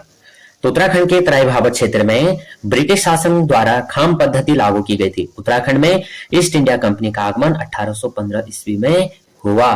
अगला क्वेश्चन है फ्रेंड्स, गार्डनर के द्वारा कुमाऊं तथा गढ़वाल में प्रथम राजस्व बंदोबस्त किस वर्ष लागू किया गया? 79 तो बी राइट आंसर है फ्रेंड्स 1815 में। तो ब्रिटिश काल में गार्डनर द्वारा वर्ष 1815 में उत्तराखंड के कुमाऊं तथा गढ़वाल में प्रथम भूमि बंदोबस्त लाया गया था। तब से लेकर अब तक जो है उत्तराखंड में 12 भूमि बंदोबस्त लागू हो चुके हैं। ब्रिटिश काल में भूमि को कुमाऊं में थात कहा जाता था और कृषक को थातवान कहा जाता था। अगला क्वेश्चन, बैजनाथ के राजवंश को कत्यूरी नाम किसने दिया? 80 का राइट आंसर है friends option number A, Edwin T Atkinson. Edwin T Atkinson Baijnath के राजवंश को कत्यूरी नाम दिया था एडविन टी एटकिंसन ने। तो 80 का राइट आंसर है फ्रेंड्स ऑप्शन नंबर ए, तो बैजनाथ के राजवंश को कत्यूरी नाम अंग्रेजी इतिहासकार एडविन टी एटकिंसन ने दिया था। 700 ईस्वी में कार्तिकेयपुर या कत्यूरी वंश की स्थापना हुई थी। इसकी राजधानी अल्मोड़ा के कत्यूर घाटी के बैद्यनाथ बागेश्वर नामक स्थान पर बनाई गई। अगला क्वेश्चन है फ्रेंड्स, 36 रकम 32 कलम की व्यवस्था का उन्मूलन किया था। 81 का B right answer friends, Gorkha शासकों ने, सॉरी।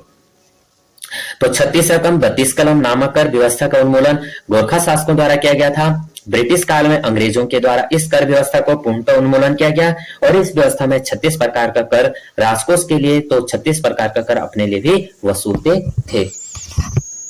82 समकालीन उत्तराखंड की तस्वीर पेश करने वाला पहला विदेशी यात्री कौन था? तो बी राइट आंसर है फ्रेंड्स, वेनसांग।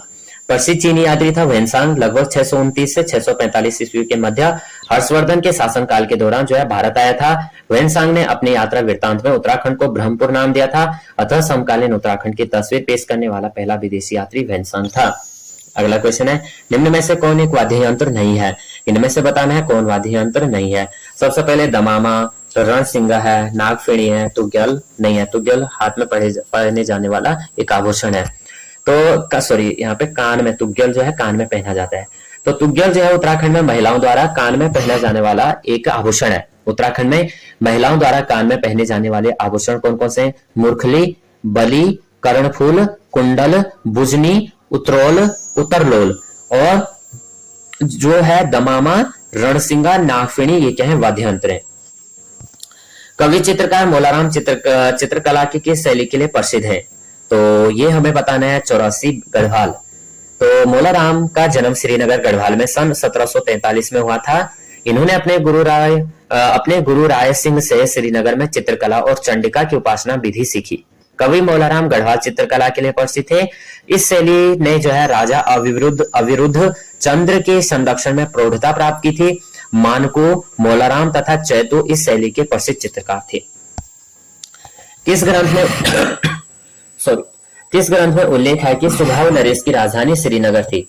तो 85 में राइट आंसर हो जाएगा फ्रेंड्स, महाभारत। महाभारत में सुबाहु नरेश की राजधानी श्रीनगर थी। गांधी जी ने श्रीमद् भगवद गीता पर अपनी प्रसिद्ध भूमिका अनासक्ति योग कहाँ लिखी थी? तो यहाँ पे जो 86 है फ्रेंड्स, ऑप्शन नंबर ये हो जाएगा डी। कहाँ पे लिखी थी? मसूरी में। तो यहाँ पे श्रीनगर में 1839, सॉरी यहाँ पे गलत है, यहाँ पे 86 करना है हमें। गांधी जी ने श्रीमद् भगवद गीता पर अपनी प्रसिद्ध भूमिका अनासक्ति, मसूरी तो नहीं, प्रसिद्ध भूमिका अनासक्ति योग कहाँ लिखा था? ये लिखा था कौशानी में। और यहाँ जो है फ्रेंड्स, कुमाऊं में जो महात्मा गांधी जी थे, ये 2 बार गए और इन्होंने जो है यहीं पे रह के जो है लिखा था कौशानी में श्रीमद् भगवद गीता पर अनासक्ति योग। और इसमें फ्रेंड 2 बार ये गए थे और जब ये इंग्लैंड से आए थे ना, तब ये गए थे श्रीनगर में 1839। अब यहाँ पे थोड़ा इसके बारे में पढ़ लेते हैं पहले। महात्मा गांधी ने वर्ष 1929 में अपने कौशानी प्रवास के दौरान अनासक्ति योग नाम से श्रीमद् भगवत की भूमिका लिखी थी। कौशानी जो है, कौशानी में सुमित्रा नंदन पंत विथिका एवं अनासक्ति आश्रम स्थित है। कौशानी जो है अल्मोड़ा जनपद में स्थित है। तो सबसे पहले आपको पता होना चाहिए महात्मा गांधी कौशानी में कब गए थे? 1929 में। दूसरा यहाँ पे जो है कौशानी कहाँ पे है? अल्मोड़ा में स्थित है। और तीसरा यहाँ पे यह है कौशानी में जो है सुमित्रा नंदन पंत और विथिका एवं अनासक्ति आश्रम यहाँ पे स्थित है। अगला क्वेश्चन, श्रीनगर में जो है 1839 ईस्वी में लावारिस फंड का प्रयोग कर किसने स्कूल खोला? तो लावारिस फंड स्कूल का प्रयोग करके स्कूल किसने खोला था? 87। ये था फ्रेंड्स कैप्टन हल्डस्टन। कौन था? कैप्टन हल्डस्टन। तो श्रीनगर में 1839 ईस्वी में जो है लावारिस फंड का प्रयोग कर कैप्टन हल्डस्टन ने स्कूल खोला था। हल्डस्टन ने जो है उत्तराखंड के विकास के लिए अनेक कार्य किए थे। 1843 में जो है गडोलिया पौड़ी गढ़वाल में चाय की फैक्ट्री कैप्टन हल्डस्टन के द्वारा स्थापित किया गया था, जो गढ़वाल में स्थापित होने वाली पहली फैक्ट्री थी। तो ये आपको महत्वपूर्ण पॉइंट याद करते हैं। उत्तराखंड से लोकसभा में कितनी संख्या सदस्य निर्वाचित होते हैं? तो 88 का यहाँ पे राइट आंसर है फ्रेंड्स। कितने? 5। उत्तराखंड में कुल लोकसभा सीटों की संख्या 5 है। विधानसभा सीटों की संख्या 70 है। यहाँ 2002 में प्रथम निर्वाचित विधानसभा में श्री यशपाल आर्य जी विधानसभा अध्यक्ष थे। राज्य सरकार उत्तराखंड द्वारा अधिसूचित वृत्त में न्यूनतम पुलिस थाने होते हैं 89। तो कितने होते हैं फ्रेंड्स? भी होते हैं। राज्य सरकार अधिसूचित एक वृत्त में न्यूनतम 2 थाने होंगे। 90 देखेंगे, उत्तराखंड में चलने वाली चार धाम परियोजना निम्न में से किस कार्य से संदर्भित है? 90 का देखेंगे तो यह फ्रेंड्स सड़क निर्माण। तो चार धाम परियोजना 1-2 लेन वाली राजमार्ग परियोजना है जो पीडब्ल्यूडी विभाग, उत्तराखंड सीमा सड़क संगठन और राष्ट्रीय राजमार्ग और बुनियादी ढांचा विकास निगम लिमिटेड द्वारा निर्माण किया जा रहा है। परियोजना के पूरा होने पर बद्रीनाथ, केदारनाथ, गंगोत्री, यमुनोत्री के 4 महत्वपूर्ण तीर्थ शहरों को जोड़ेगी और यह योजना 27 दिसंबर 2016 को प्रारंभ हुई थी। अगला क्वेश्चन है 2011 की जनगणना के अनुसार उत्तराखंड में जनघनत्व था, तो कितना था फ्रेंड्स, ये हमें बताना है। तो क्या हो जाएगा फ्रेंड्स, राइट आंसर हो जाएगा ऑप्शन नंबर ए। कितना हो जाएगा, 189 व्यक्ति प्रति वर्ग किलोमीटर। तो 2011 की जनगणना के अनुसार उत्तराखंड में जनघनत्व 189 प्रति व्यक्ति प्रति वर्ग किलोमीटर था। सर्वाधिक जनघनत्व वाले जिले कौन कौन से, हरिद्वार, उधम सिंह नगर, देहरादून और अल्मोड़ा। अगला question, Kumaon water rules, Kumaon जल नियम का सूत्रपात कब हुआ, 92, ऑप्शन नंबर बी 1917 में। तो कुमाऊं वाटर रूल्स, कुमाऊं जल नियम का सूत्रपात वर्ष 1917 में हुआ। यह शेड्यूल डिस्ट्रिक्ट एक्ट 1874 के अंतर्गत बना हुआ है। 93, निम्नलिखित में से किसे उत्तराखंड राज्य की वस्तुओं का भौगोलिक संकेत का टैग प्राप्त हुआ, तो 93 यहाँ पे देखेंगे क्या हो जाएगा फ्रेंड्स, डी, थुलमा रजाई को, थुलमा रजाई या कंबल को। तो यहाँ पे उत्तराखंड राज्य की वस्तुओं को भौगोलिक संकेत थुलमा रजाई कंबल को मिला है, जिसे मुख्य रूप से भोटिया समुदाय की महिला बुनकरों द्वारा हाथ से बुनकर बनाया जाता है। भौगोलिक संकेत किसी वस्तु को 10 वर्ष के लिए यहाँ पे दिया जाता है। अगला क्वेश्चन करेंगे 94, निम्नलिखित में से उत्तराखंड के किस जिले में सर्वाधिक वन क्षेत्र है, 90, यहाँ पे सॉरी 94 है, तो ये राइट आंसर हो जाएगा फ्रेंड्स चंपावत। तो दिए गए यहाँ पे सबसे पहले जो है चंपावत जिले में है लगभग 69.40%, टिहरी गढ़वाल में 56.73%, नैनीताल 71.55% और बागेश्वर 56.34% है। तो यहाँ पे राइट आंसर क्या हो जाएगा चंपावत, इसके ऑप्शन के अकॉर्डिंग, बाकी मैंने आपको बता दिया। निम्नलिखित में से किस ताल में मानव कंकाल पाए गए हैं, तो 95 है, ऑप्शन नंबर बी रूपकुंड में। तो यहाँ पे फ्रेंड्स रूपकुंड झील उत्तराखंड से मानव कंकाल के अवशेष पाए गए हैं और वर्ष 1942 में ब्रिटिश वन रेंजर गश्ती दल द्वारा खोजा गया। कंकाल के अवशेष बर्फ के चारों ओर नीचे बिखरे हुए प्राप्त हुए। इस झील से प्राप्त कंकाल के संदर्भ में मान्यता है यह एक कब्रिस्तान हो सकता है जहां महामारी के शिकार लोगों को दफनाया गया था। 96 देखेंगे, वर्ष 1986 ईस्वी में ब्रिक्स मित्र पुरस्कार को सम्मान दिया गया है, तो ये राइट आंसर हो जाएगा फ्रेंड्स गोरा देवी को। गोरा देवी का जन्म उत्तराखंड राज्य के चमोली जिले में हुआ था। इनको चिपको आंदोलन की जन्मदात्री के रूप से भी जाना जाता है। गोरा देवी को वर्ष 1986 ईस्वी में प्रथम ब्रिक्स मित्र पुरस्कार प्रदान सम्मानित किया गया था। महिलाओं से संबंधित अगर आप वीडियो चाहते हैं उत्तराखंड में कौन सी महिला ने कौन सा यहाँ पे कार्य किया, वो आप अगर चाहते हैं तो आप लोग जो है कमेंट कर सकते हैं। और प्लीज फ्रेंड्स आप लोग जो है पूरी वीडियो देखना, तभी आपको जो है ये क्वेश्चन समझ आएंगे। निम्नलिखित में से कौन सा पर्वत पदीय नगर नहीं है, तो 97 यहाँ पे देखेंगे, ऑप्शन नंबर यहाँ पे सी राइट आंसर है, रुद्रप्रयाग नहीं है। तो रुद्रप्रयाग उत्तराखंड के प्रख्यात तीर्थ केदारनाथ तथा बद्रीनाथ धाम की यात्रा का मुख्य पड़ाव तथा पंच प्रयागों में से एक प्रयाग है, जहां अलकनंदा एवं मंदाकिनी नदियों का संगम होता है। यहाँ रुद्रनाथ का एक पुराना मंदिर है और महाभारत में इसका नाम रुद्रावत था। यह पर्वतपदीय नगर नहीं है, जबकि शेष तीनों पर्वतपदीय नगर हैं। क्वेश्चन नंबर 98, जागेश्वर मंदिर स्थित है। जागेश्वर मंदिर कहाँ पे स्थित है, ये 98 ऑप्शन नंबर ए हो जाएगा, अल्मोड़ा जिले में। तो उत्तराखंड के प्रमुख देवस्थलों में जागेश्वर मंदिर प्रसिद्ध तीर्थ स्थल है। यह मंदिर कुमाऊं मंडल के अल्मोड़ा जिले में कुछ दूरी पर देवदार के जंगलों के बीच में अवस्थित है। यह उत्तराखंड का सबसे बड़ा मंदिर समूह है। इसे उत्तराखंड का 5वां धाम कहा जाता है। यहाँ का सबसे प्राचीन मंदिर मृत्युंजय मंदिर है। चंडी देवी और मनसा देवी मंदिर कहाँ स्थित है, तो ये है फ्रेंड्स हरिद्वार में, ये सभी को पता है। तो यहाँ पे फ्रेंड्स चंडी देवी और मनसा देवी का मंदिर हरिद्वार में स्थित है। चंडी देवी मंदिर नील पर्वत पर स्थित है। एक भव्य चंडी पीठ है। दक्ष महादेव मंदिर, नीलेश्वर मंदिर, पवन धाम मंदिर हरिद्वार में स्थित अन्य प्रसिद्ध स्थान है। 100वां क्वेश्चन देखेंगे, पद्मश्री पाने वाले उत्तराखंड के प्रथम वैज्ञानिक हैं, तो बी राइट आंसर है फ्रेंड्स नीलांबर पंत।